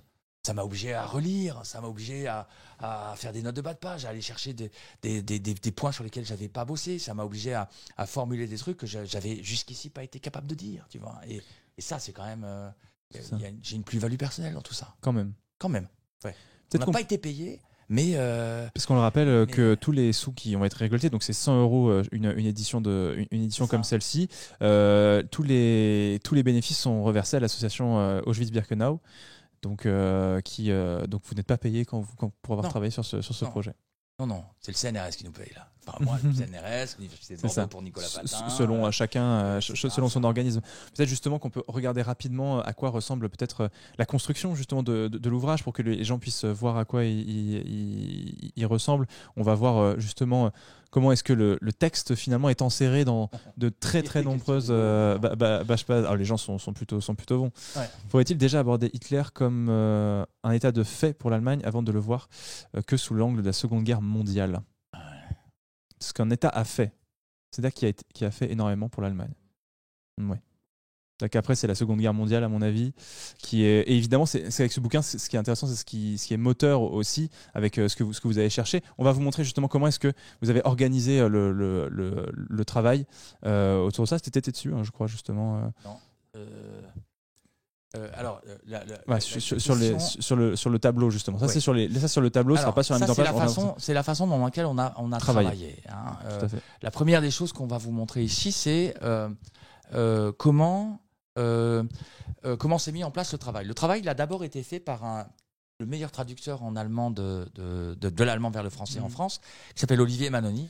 On a une vidéo d'Olivier Manoni, peut-être qu'on pourra d'Olivier Manoni, peut-être que tu peux la mettre maintenant, ouais, tout à fait, qui explique comment est-ce qu'il a travaillé justement sur Mein Kampf, parce que c'est important. Parce que les éditions latines, on avait fait une traduction, comme on le disait. Un peu avec les pieds. Ouais. Et justement, le but, c'était aussi de réexpliquer justement tout ça. Tu peux peut-être nous le mettre, comme ça, on peut un peu voir. Alors, je sais pas si nous, on n'a pas le retour du son, mais vous l'aurez sur le live. Est-ce que tu peux remettre la scène, s'il te plaît? Je te dirai si. Vas-y, mets la scène et on verra s'ils auront le son. Descends. Non, ils n'ont pas le son. Alors attends, j'arrive.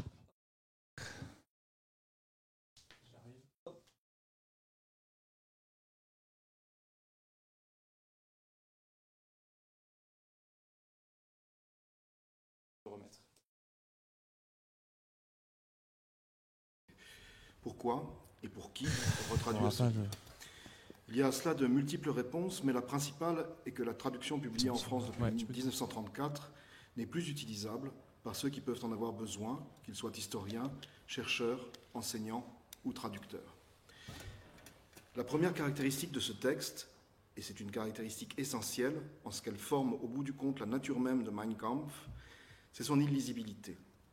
Syntaxe douteuse, phrases interminables et répétitives, accumulation d'adverbes, d'adjectifs, de conjonctions et de particules locutoires, caractérise une écriture circulaire qui revient sans cesse sur elle-même pour former au bout du compte un texte confus, hypnotique par sa confusion même et assénant de manière sommaire les vérités simplistes et mensongères de son auteur. Après une première version qui tentait de concilier les exigences normales de la traduction, lisibilité minimale, évacuation partielle des déblais qui encombrent le texte, j'ai mené, en collaboration avec l'équipe scientifique d'Historiciser le mal, un travail de déconstruction radicale de mon premier texte, pour en revenir non pas à un calque du texte allemand, mais à un texte présentant la totalité des caractéristiques de l'original, y compris ses défauts les plus criants, qui en sont, je le répète, la substance même. Pour un traducteur, cela revient à peu près à demander à un chirurgien de rendre un patient dans l'état où il l'a accueilli. Aller à l'encontre de tous les principes techniques qui régissent d'ordinaire le travail du traducteur nécessite un véritable travail d'équipe, celui justement que nous avons réalisé avec les historiens et germanistes rassemblés autour de Florent Braillard, par un dialogue permanent sur la base d'une première traduction lisible pour rendre le texte à son état d'origine, surchargé, confus, répétitif, parfois même obsessionnel. Ajoutons à cela qu'en près d'un siècle... C'est très intéressant ce qu'il dit justement sur tout le travail d'équipe qui a été fait et aussi rendre et c'est très dur bien sûr de faire ça en traduction, rendre tous les défauts finalement le plus possible, transcrire pour les lecteurs français les défauts de l'ouvrage, d'écriture. Exactement. Et ça c'est vraiment, on a demandé à Olivier d'aller contre 40 années de pratique c'est-à-dire qu'un bon traducteur, c'est quelqu'un qui maîtrise bien une langue, mais qui maîtrise surtout bien la langue d'arrivée et qui améliore le texte, etc., etc. Or, là, on lui demandait de créer des répétitions en allemand des répétitions en français pour rendre compte des répétitions en allemand, de faire très attention à la façon dont il essayait de transcrire un certain nombre de mots, de concepts, avec des... ah oui, ça c'est Olivier. De transcrire un certain nombre de concepts qui sonnaient pas très très bien et qu'on savait pas encore vraiment comment mettre en place. Tu vois, Völkisch par exemple, c'est très difficile de traduire Völkisch parce que folk ça veut dire peuple, mais il y a, quand tu dis Völkisch, quelque chose qui est de l'ordre du biologique et du racial que tu n'arrives pas à rendre. Et donc il faut passer par des néologismes. Mais d'un autre côté, si tu passes par des néologismes, tu donnes une tonalité à l'affaire qui est pas simple à mettre en place. Et donc tout ça nous a beaucoup occupé. Olivier Manoni nous a refilé une première version. Et puis de cette première version, on a mis en place des groupes de travail qui relisait phrase par phrase la version de Manoni et qui essayait d'en tirer une version de consensus. Si tu pouvais mettre le premier tableau, on pourrait montrer ça de façon extrêmement... Tout à fait, parce que du coup, tu nous as ramené des tableaux de travail sur... Oui, celui-ci, oui, exactement. Voilà. Non, pas les notes, celui-ci, c'est très bien. Celui-ci, voilà. Donc, est-ce que tu peux nous expliquer, justement, alors le tableau va mettre un petit peu de temps à apparaître pour nous. Alors, qu'est-ce que les gens voient, du coup la première colonne, donc on va essayer de balancer les colonnes les unes après les autres. La première colonne est la colonne de la traduction allemande depuis 1943. Tout à fait. Qui est la traduction de base, qui est la version de référence à laquelle de laquelle on s'est fondé.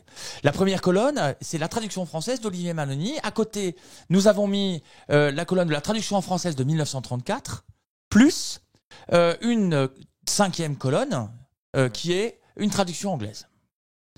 D'accord. Ça, c'est le premier tableau qu'on met en place. Et donc, chacun des historiens de ce trinôme qu'on formait tous, on avait 4 trinômes, chacun des historiens prenait le texte en allemand, regardait la traduction de Manoni et proposait des corrections. Ensuite, il y avait un petit staff de personnes qui faisaient un deuxième tableau dans lequel on mettait l'allemand et chacune des colonnes des 3 historiens. Et donc on voyait qui avait corrigé quoi. Et on avait une dernière, donc tu vois, ça faisait un tableau à 4 colonnes, et on avait une dernière colonne dans laquelle on notait la référence, la traduction de consensus. Cette traduction-là, on l'a renvoyée à Manoni qui approuvait ou désapprouvait ce qu'on était en train de faire. Oui. Donc, tu vois, ça c'est le travail qu'on a fait sur toute la... donc un travail d'aller-retour entre vous et le traducteur. Donc un travail d'aller-retour, un travail de chacun des historiens, un travail de traduction par le traducteur, un travail de vérification par les historiens, un travail de synthèse de la part des historiens en séance plénière. On se voyait tous les 3. Et puis ensuite une validation par Manoni. C'est monstrueux. C'est monstrueux ce que vous avez fait. Mais tu vois, ce dispositif, il est dû à la très grande particularité qu'est l'historien, de l'historien qui est Florent Braillard, qui est un historien extrêmement érudit et qui est précisément un de ces spécialistes en génétique textuelle, tu vois, et qui a l'habitude de mettre en place ce type de trucs. Et voilà. Là, on voit les corrections qui se mettent en place et qui ont été proposées. Ça, je pense que c'est les miennes. Oui. Oui, ça a l'air d'être les miennes. J'aurais dû vous donner un deuxième tableau, vous montrer quand est-ce comment les autres travaillaient aussi. C'était intéressant déjà d'avoir ton point de vue un peu et voir comment est-ce que tu travailles. Mais du coup, rien que mettre en place la méthodologie de travail autour énormément de personnes finalement qui ont travaillé autour du projet, Olivier Manoni a fait un travail aussi colossal pour relire chacune de vos corrections. Colossal de lire. Et puis un travail de patience, si tu veux. On était quand même en train, tu vois, c'est une expérience ultra pénible pour un correcteur d'avoir 12 rats qui sont en train de travailler regarder sur son épaule et lui dire mais quand même là t'aurais pas c'est l'enfer quoi. Ouais, c'est l'enfer et il a été d'une patience d'ange. C'est fou, c'est incroyable. Et du coup en plus comme tu le disais, ça va à l'encontre de ce qu'il fait d'habitude. Exactement. À l'encontre de son travail. On lui a demandé de faire du mauvais travail de traducteur. On lui a demandé d'être un transcripteur et pas un traducteur. Et ça, c'est vraiment une des pires choses que tu puisses demander à un traducteur. Ouais, c'est ça. Alors quand tu lui dis il fait un travail de fou, il dit non, pas cette fois. Je suis désolé, tu vois là, oui, ta phrase elle est magnifique, mais là t'as oublié les deux répétitions et t'as oublié que là il a dit yé desto zomer, donc le truc le plus lourd qui soit. Et je suis désolé, mais trouve en français aussi lourd. Voilà. C'est ça. Quelqu'un me dit je me suis forcé à le lire vers 25 ans suite aux discussions avec ma mamie résistante qui parlait de la haine idéologique qui avait imprégné l'espace public. J'ai voulu chercher, comprendre. Je n'ai pas réussi à le terminer et à être dans l'analyse froide. Cette version serait-elle la clé pour y arriver 15 ans plus tard? Eh bien, écoutez, j'ai pas de réponse à votre question, mais par contre, ce que je sais, c'est que si vous essayez dans ce livre-là, vous serez accompagné tout le temps. Vous serez accompagné parce que c'est 3 livres en un seul. Vous avez d'abord cette transcription de Mein Kampf qui essaye de restituer le texte hitlérien. Est-ce que tu peux mettre une illustration justement, on a des extraits pour comprendre la mise en page en fait.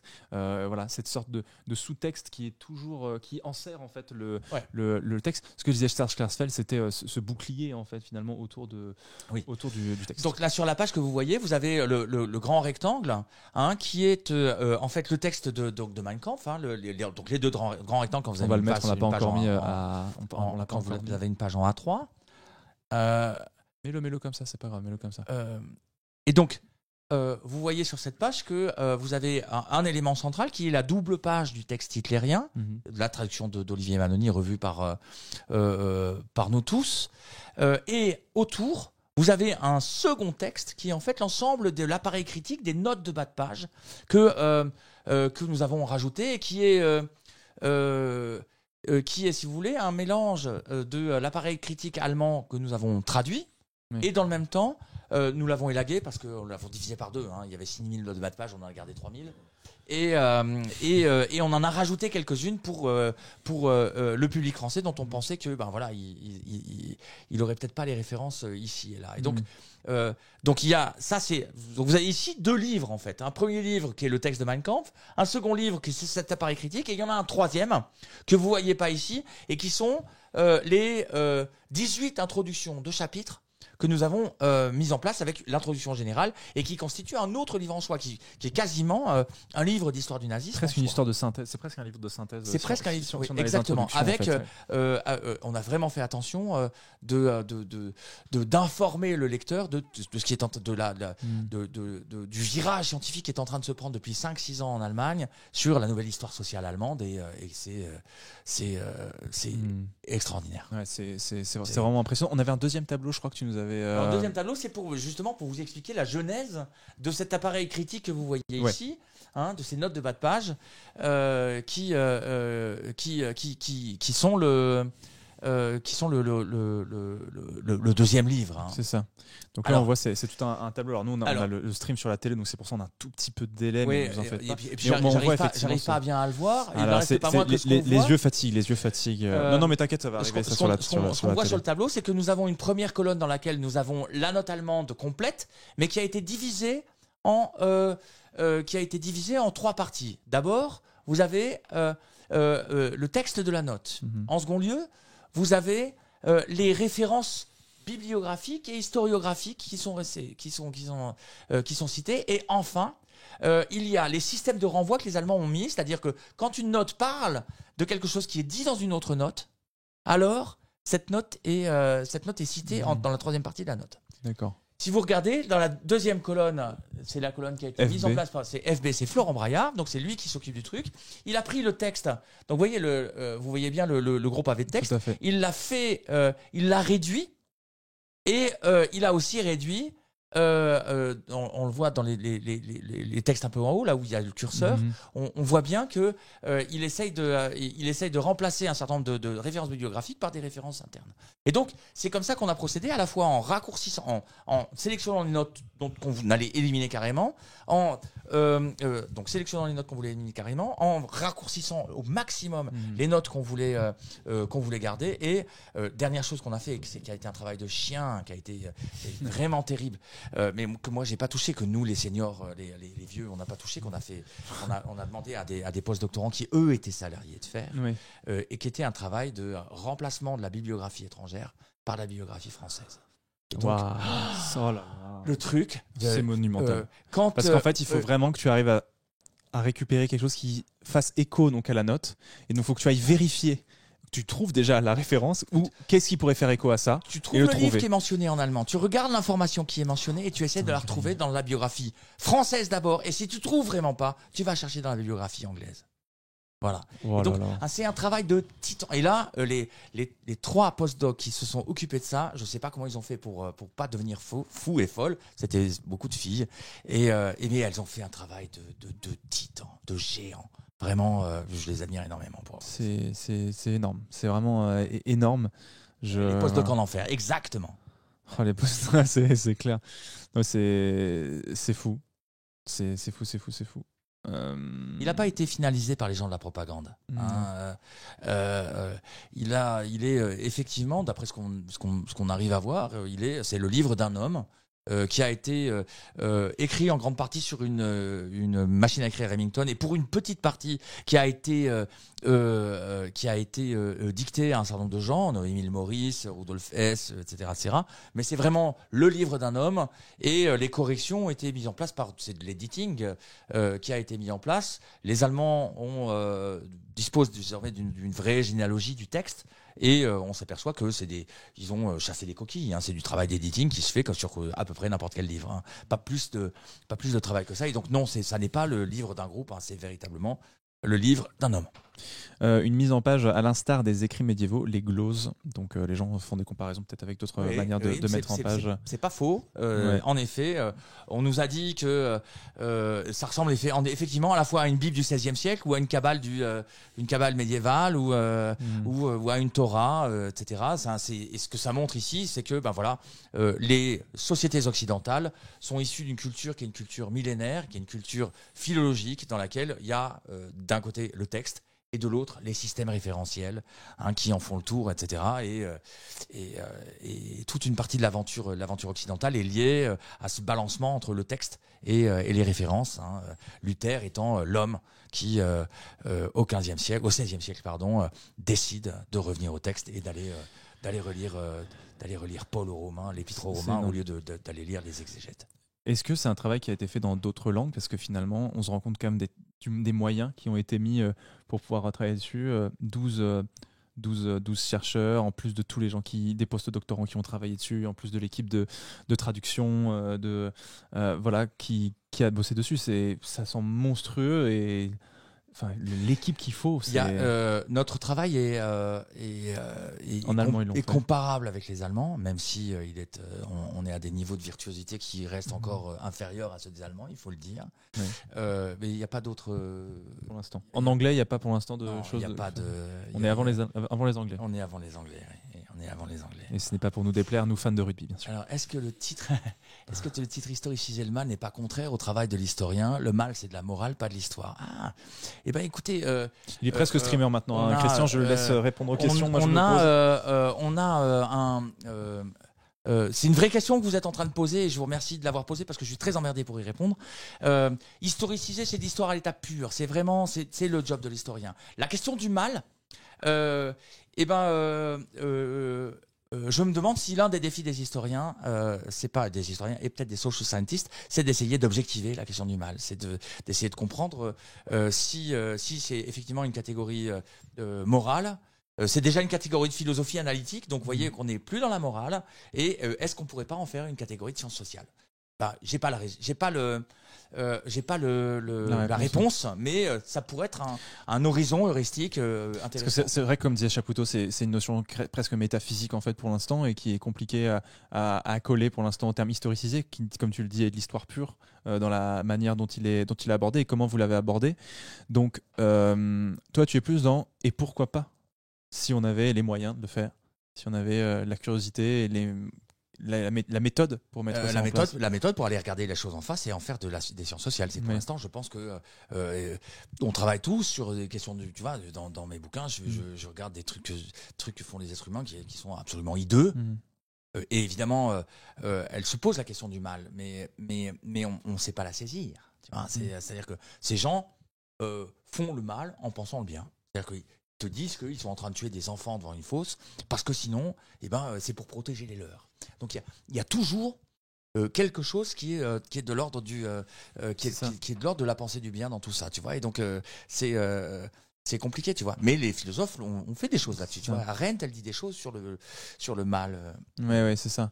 Mais c'est très intéressant. De toute façon, ce eux ou nous qui justifie tellement de choses et que tu abordes énormément dans Croire et détruire, notamment. C'est cette Volksgemeinschaft, donc cette unité nationale finalement, qui est liée à la survie en fait, et cette survie elle se fait aux dépens des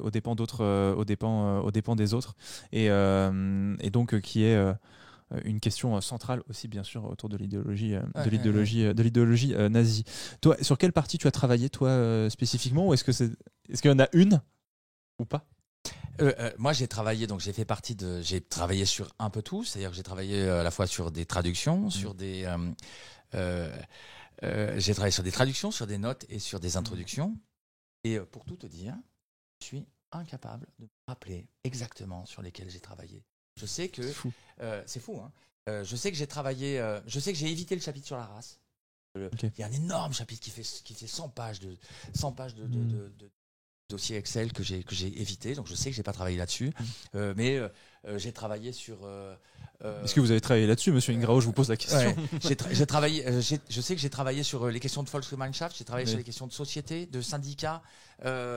J'ai travaillé aussi sur les questions de nature, mais je peux pas en dire plus que ça. Alors il y a une question qui est un peu pas très gentille, c'est est-ce qu'on n'a pas voulu un titre attrayant pour le livre? Écoutez, je saurais pas vous dire. Je pense qu'on est un groupe d'une douzaine d'historiens. On était entouré par 3 éditeurs, etc. Je pense que les motivations des gens sont comment dire. Les motivations des gens ont dû être extrêmement diverses, mais je peux vous assurer que aucun d'entre nous n'a réfléchi à rendre le projet plus attrayant qu'il l'était. On était tous tellement soucieux de la façon dont la réception allait se passer, de pas se retrouver avec à se faire lapider en public, etc., que voilà, on a vraiment ces questions-là ne nous sont pas venues à l'idée. Et quand elles nous sont venues à l'idée, parce qu'il y a eu un problème quand même malgré tout, on s'est aperçu que l'édition allemande, quand elle sort en 2016, elle est numéro 1 des ventes. Et là on se dit mon Dieu, quelle horreur. Et donc non, on n'a vraiment pas. Je sais bien que vous dites que c'est pas mal, mais nous on a eu peur d'avoir un titre attrayant, voilà. Ouais. Et donc voilà quoi. Ouais, c'est ça, mais évidemment c'est toujours parce que évidemment comme tu le dis, les historiens, tu vois, en fait c'est pour vendre des livres quand tu écris de l'histoire. Toi tu écris sur le nazisme, donc c'est les livres qui se vendent quand même le mieux. Oui, forcément que quand on travaille, toi qui a énormément écrit, tu te dis le truc sur lequel j'ai bossé, on va juste me ramener un titre attrayant alors que on a travaillé dessus énormément, on a donné énormément de notre temps. Oui, mais d'un autre côté, tu vois, cette discussion-là, elle est hyper pertinente. C'est clair qu'on a un problème avec. Enfin, moi, je trouve qu'on a un problème avec ce titre. Je le défends parce qu'il faut le défendre, mais si la question mérite encore de se poser. Le seul à décider, j'aurais pas mis le mal. D'accord. Historiciser, oui, mais j'aurais pas mis le mal. J'aurais sans doute mis historiciser un paroxysme à la place, tu vois. Mais bon, bien sûr que c'est déjà pris en fait. Oui, c'est ça. Voilà. Quel est l'enjeu pour toi mémoriel de ce livre? Est-ce que t'avais l'impression de bosser sur quelque chose d'énorme ou quoi, ou tu te dis maintenant que c'est fait, bon c'est fait, on passe à autre chose? Écoute, pour moi, l'enjeu mémoriel, il est pratiquement nul. C'est-à-dire que j'ai détesté la période de le faire. J'ai détesté, je détestais avant d'aller aux réunions, parce que dans les réunions, on était tous ensemble, que c'est quand même, j'ai travaillé avec des gens merveilleux, c'était super, donc j'étais bien avec eux. Mais tu vois, je détestais tout le travail qu'il y avait à faire avant. Je trouve que ça a été une espèce de tunnel un peu tourmenté, et dont je suis très très content d'être sorti. Pour le reste, c'est vrai que quand je regarde le résultat, c'est-à-dire le livre, je me dis purée, on a quand même vraiment bien travaillé, les intros sont super, on a réussi à faire passer en français des trucs d'histoire sociale hyper délicates, tu vois, les gens qui vont lire ça, ils peuvent apprendre plein de choses, vraiment, etc.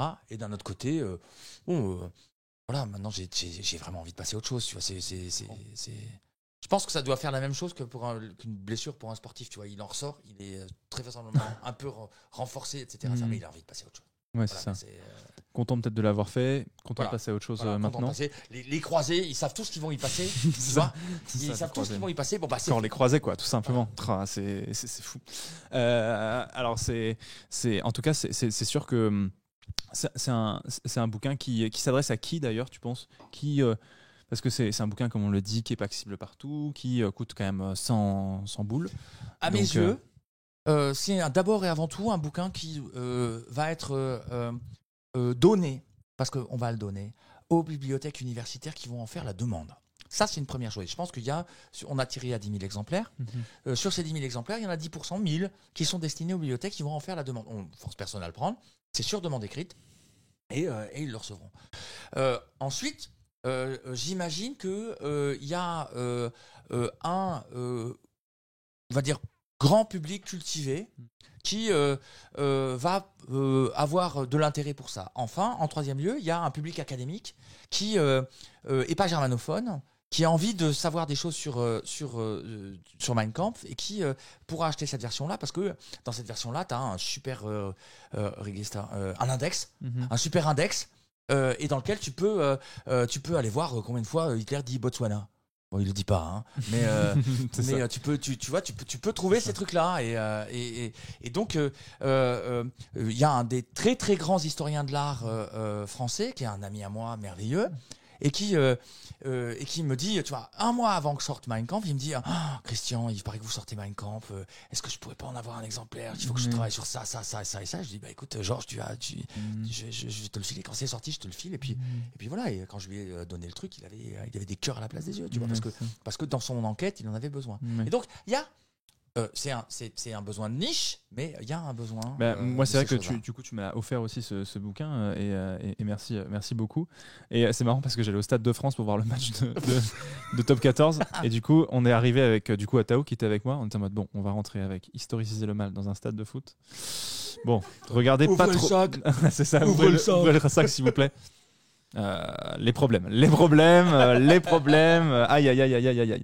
Donc non, mais évidemment que, comme tu le dis, il y a toute la partie sur Mein Kampf, mais il y a aussi cet incroyable travail autour de la bibliographie, parce que finalement, c'est un ouvrage de synthèse. Et puis il y a tellement aujourd'hui les écrits autour évidemment du nazisme. C'est un océan dans le monde de l'histoire.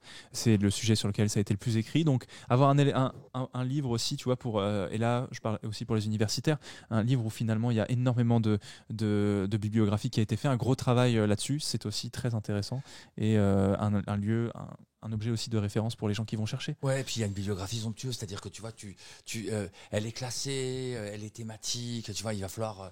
Je pense que c'est vraiment un objet, si tu veux, pour un prof du secondaire. Oui. Et les gens vont enfin pouvoir un peu retravailler sur des textes de Mein Kampf, tu vois.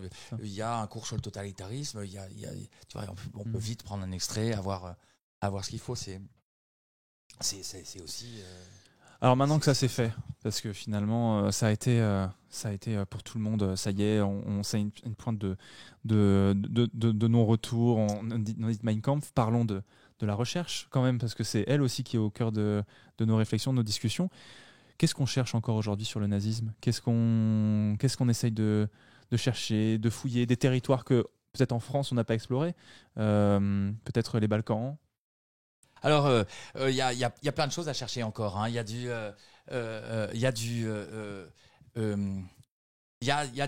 des choses qu'on ignore encore. Ça, c'est assez clair, tu vois. Je te parlais tout à l'heure de Nicolas Patin, tu sais, qui est un de ces historiens merveilleux, qui a fait à la fois une prosopographie, c'est-à-dire une biographie collective de tous les députés du Reichstag, pour montrer quelles sont les voies qui amènent à la radicalisation et qui te montre que le nazisme et le communisme, qui sont les deux grandes radicalisations, il y en a un qui veut faire une république soviétique, l'autre qui veut faire une république, une Allemagne raciale, et c'est la même génération. Et c'est des instances de socialisation radicalement différentes. Et donc, il a montré des choses absolument extraordinaires en utilisant des outils que moi, je ne sais pas utiliser, qui sont des outils d'histoire sociale quantitative. Tu vois, moi, j'ai pas su faire. Et là, il a mis ça en place. Après, il a fait une deuxième enquête sur Friedrich Wilhelm Krüger, qui est un chef suprême de la police et des SS, et il a retrouvé tout un tas de ses journaux intimes un peu partout sur les 5 continents. Le type a 2 500 000 morts au compteur. Donc, c'est un des très grands génocidaires. Et là maintenant, Nicolas, il est en train de penser à la suite et il se demande est-ce qu'il va pas travailler sur les questions de socialisation des mouvements d'extrême droite des années 20. Et dans ce cas-là, il veut travailler à la fois sur l'Allemagne, sur la France, peut-être qu'on a une photo de Nicolas Patin. Sur l'Allemagne, sur la France, sur l'Italie. L'Espagne, tout ça, on a de la biographie. Il y a des gens qui ont hyper bien travaillé là-dessus, mais on connaît mal la garde de fer. Oui. Et donc Nicolas, il est en train d'apprendre le roumain pour pouvoir mettre en place une vraie comparaison et tu vois, travailler vraiment sur la question des droites radicales, des droites nationalistes dans les années 20 et 30. En dehors de finalement ce qu'on connaît déjà beaucoup, la France, l'Espagne, l'Italie, l'Allemagne, bien sûr. L'Angleterre, etc. C'est ça. Donc encore ces pays-là. Ouais. Mais sur la Shoah, par exemple, tu vois, il y a des trucs qui sont un peu mystérieux. En septembre, octobre 1941, Eichmann, tu vois qui c'est, oui. Le type qui met en place les déportations, il réfléchit à déporter des juifs sur des barges. Donc tu vois des espèces de péniches pour leur faire descendre les fleuves, les faire arriver dans un certain nombre de villes dans lesquelles on ne sait pas exactement ce qui devait leur arriver. Ce qu'on sait par contre, c'est que les autorités du coin commandent à des firmes allemandes des énormes fours crématoires. Et on ne sait pas ce qui se passe. On ne sait pas d'où c'est vieux. On sent bien qu'il y a un truc, etc., etc. Et il y a deux historiens, un qui s'appelle Tal Brutmann et un autre qui s'appelle Sebastian Jung, qui ont chacun développé de façon séparée et simultanée une hypothèse nous disant dans la Shoah, il y a quelque chose que nous n'avons pas vu et qui est que à côté de l'utilisation de la famine, à côté de l'utilisation de groupes mobiles qui fusillent les gens près de chez eux et à côté des filières de gazage, il y a eu des systèmes intermédiaires qui restent encore cachés et qui étaient des centres fixes d'extermination par la fusillade. Et dans ce cas-là, tu changes de vision sur des lieux comme Babi Yar, comme Mali Troretsinets qui est à Minsk, comme Rumbula, etc. Il y en a 5 comme ça, des lieux dont on pensait, si tu veux, que c'était un ravin dans lequel avait été simplement exterminé 35 000 juifs, oui. D'autres, et donc tu t'aperçois qu'il y a peut-être une histoire institutionnelle et que ça a peut-être été des centres d'extermination à prendre en compte presque de façon aussi importante que Treblinka, Sobibor, Belzec. Parce que en fait, c'est presque, c'est genre Babi Yar, c'est presque, on a l'impression que c'est un embryon, c'est une sorte de chose presque fortuite finalement. Exactement. Et en fait, peut-être qu'il aurait cherché quelque chose d'un petit peu plus. Et donc Sebastian Jung, parce que c'est lui qui s'occupe de Babi Yar, il est en train de. Enfin, j'espère qu'il continue. Ça fait longtemps que je ne vais pas parler, j'espère tellement qu'il continue à faire de la recherche. Mais Sebastian, il a montré dans un immense débat, c'est le truc qui est épais comme ça, on dirait une thèse, mais c'est son master de M2, tu vois, son mémoire de M2. Et c'est vraiment énorme comme une thèse. Et il montre dans ce truc-là, si tu veux, que le premier massacre inaugural des 29 et 30 septembre 1941, 33 771 juifs fusillés en 2 jours, n'a été en fait que le début de la chose, et que Babi Yar sert d'instance de massacre jusqu'en 1943. Oui. Et donc, c'est cette histoire-là qu'on n'a pas encore fait. Babillard, si vous voulez, pour ceux qui ne connaissent pas, c'était. Est-ce que tu peux resituer peut-être pour ça? Babillard est un lieu-dit à la sortie de Kiev, donc la capitale de l'Ukraine, dans laquelle, qui est une sorte de grand ravin, dans lequel les 29 et 30 septembre 1941, les institutions nazies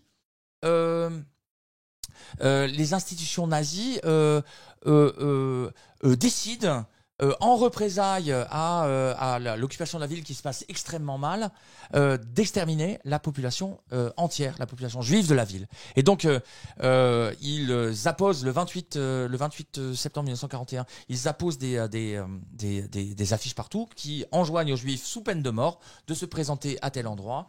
Là, les juifs sont transportés à pied et ils font l'objet d'une tentative d'extermination au sein dans le ravin, quelque chose comme 15 000 le premier jour, 18 000 le second, avec une organisation qui est extrêmement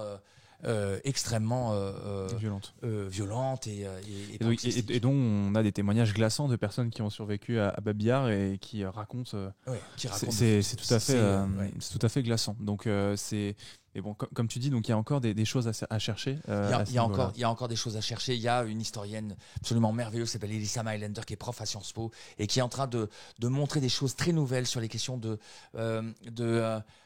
motivation de l'engagement féminin dans le nazisme, tu vois, et elle met en place Elle parle du coup des dieux du stade, de Leni Riefenstahl. Elle parle un peu de Leni Riefenstahl, mais surtout, tu veux, elle a découvert des gisements de Ego-Documenten, c'est-à-dire, tu vois, soit des lettres, soit des journaux intimes, etc., dans lesquels elle travaille sur des femmes qui en ont ras le cul, leur mari, de machin, du truc du bidule, et qui s'engagent dans les organisations hitlériennes, et puis vont faire des stages à l'Est. Comme manière émancipation. Exactement. Il y a quelque chose qui il y a une attractivité possible du nazisme comme facteur d'émancipation, même si c'était un régime profondément sexiste, mais dans un certain nombre de niches, il y avait aussi des dynamiques émancipatrices.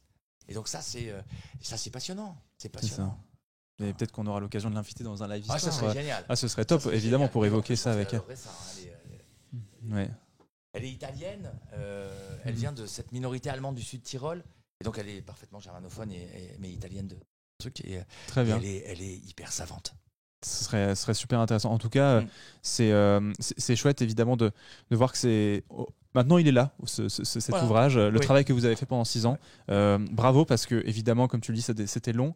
Bravo à toi et à travers toi, évidemment, toute l'équipe qui a travaillé dessus. Un travail colossal, bien sûr. Comme le disait Serge Klarsfeld, c'est dresser un bouclier quand même autour de cet ouvrage, qui, on le rappelle, n'était évidemment important sans être central non plus, mais il y avait besoin très certainement maintenant qu'à partir de 2016 il retombait 70 ans après la disparition de son auteur dans le domaine public, il fallait se coltiner ce travail là pour pouvoir donner les armes aux gens de pouvoir comprendre et puis tout le travail que vous avez fait à côté aussi de créer cet ouvrage presque de synthèse finalement avec les grandes introductions que tu nous as expliquées. Écoute, merci Benzi, ça nous fait plaisir d'entendre ça. On n'a pas fait ça pour se faire féliciter. Je crois qu'on a eu vraiment tous des motivations très diverses et on est content que ça soit terminé. Et je dois avouer que quand je regarde l'objet, j'ai pas honte, mais je suis content aussi de passer à autre chose. Il y a un avenir après Mein Kampf et ça c'est quand même. Est-ce que tu vas continuer à la chercher toi aussi? Bien sûr. Je vais continuer à chercher. Je pars à Berlin dans 10 jours et je vais y passer 6 ans et ça va être génial. Écoute, merci beaucoup. Christian est venu une deuxième fois du coup dans Live Histoire. Je te remercie de m'avoir invité, Riven. C'était vraiment trop bien de t'avoir sur le canapé comme ça pour discuter, d'échanger avec les gens. J'espère que ça vous a plu. C'était la dernière de la saison en plus avec toi. Dernière émission. Je voudrais aussi dire que c'est vraiment une découverte pour moi que ces lives avec toi. Et ce qui a été aussi une découverte, c'est ce public, tous ces gens qui sont en train de réagir. Et j'ai trouvé ça, j'ai trouvé ces gens géniaux et hyper bienveillants. Et c'est une vraie nouveauté pour nous, les historiens. On vous remercie d'être là. Ça fait vraiment chaud. Merci beaucoup. Merci beaucoup, Christian. C'est vraiment top. Écoutez, voilà, c'est le dernier live histoire, comme je disais, de la saison. Plus de 25 émissions, 40 heures de live avec 28 invités tout au long de cette saison. Je tenais évidemment énormément à remercier Lou, donc Django, qui était avec moi, qui m'a beaucoup aidé justement à travailler le format, à réfléchir, parce qu'on a franchement franchi un cap. Pouvoir inviter des historiens comme Christian, c'est vraiment un honneur, et je suis tellement fier que vous le suiviez. Donc je suis très fier de vous aussi, que vous soyez là au rendez-vous à chaque émission, pour pouvoir en parler. Je vous croise de temps en temps dans la rue quand je me balade, et vous me parlez des live histoires, et ça me fait énormément plaisir. Un gros merci aussi à Atao, mon frère, qui travaille, m'a aidé à préparer évidemment cette émission qui aura ses résultats de CAPES demain. Donc on croise évidemment, on pense à lui, donc on croise évidemment tous les doigts pour lui, et j'espère que vous lui envoyez un maximum d'ondes positives. Pour ça, on se retrouvera évidemment pour une nouvelle saison à partir de septembre, avec de nouveaux invités, de nouveaux sujets, de nouveaux endroits à explorer, bien sûr. Et j'espère que vous serez évidemment toutes et tous nombreux pour nous suivre dans la suite de cette aventure. Merci beaucoup Christian, merci beaucoup aux gens qui nous suivent, merci à vous de donner aussi de résonance au travail que peuvent faire les chercheurs, et cette place en tout cas est pour eux, et j'espère qu'ils seront de plus en plus nombreux et nombreuses à en profiter. Je vous souhaite à tous et tous une excellente fin de soirée. On se retrouve nous le 18 juillet en live pour la reprise des lives. Je pars donc en vacances, et puis on se retrouvera, pas mal de petites choses à vous annoncer au retour de vacances, les JO, ce genre de choses qui arrivent. Salut tout le monde, passez une excellente soirée et à bientôt. Ciao.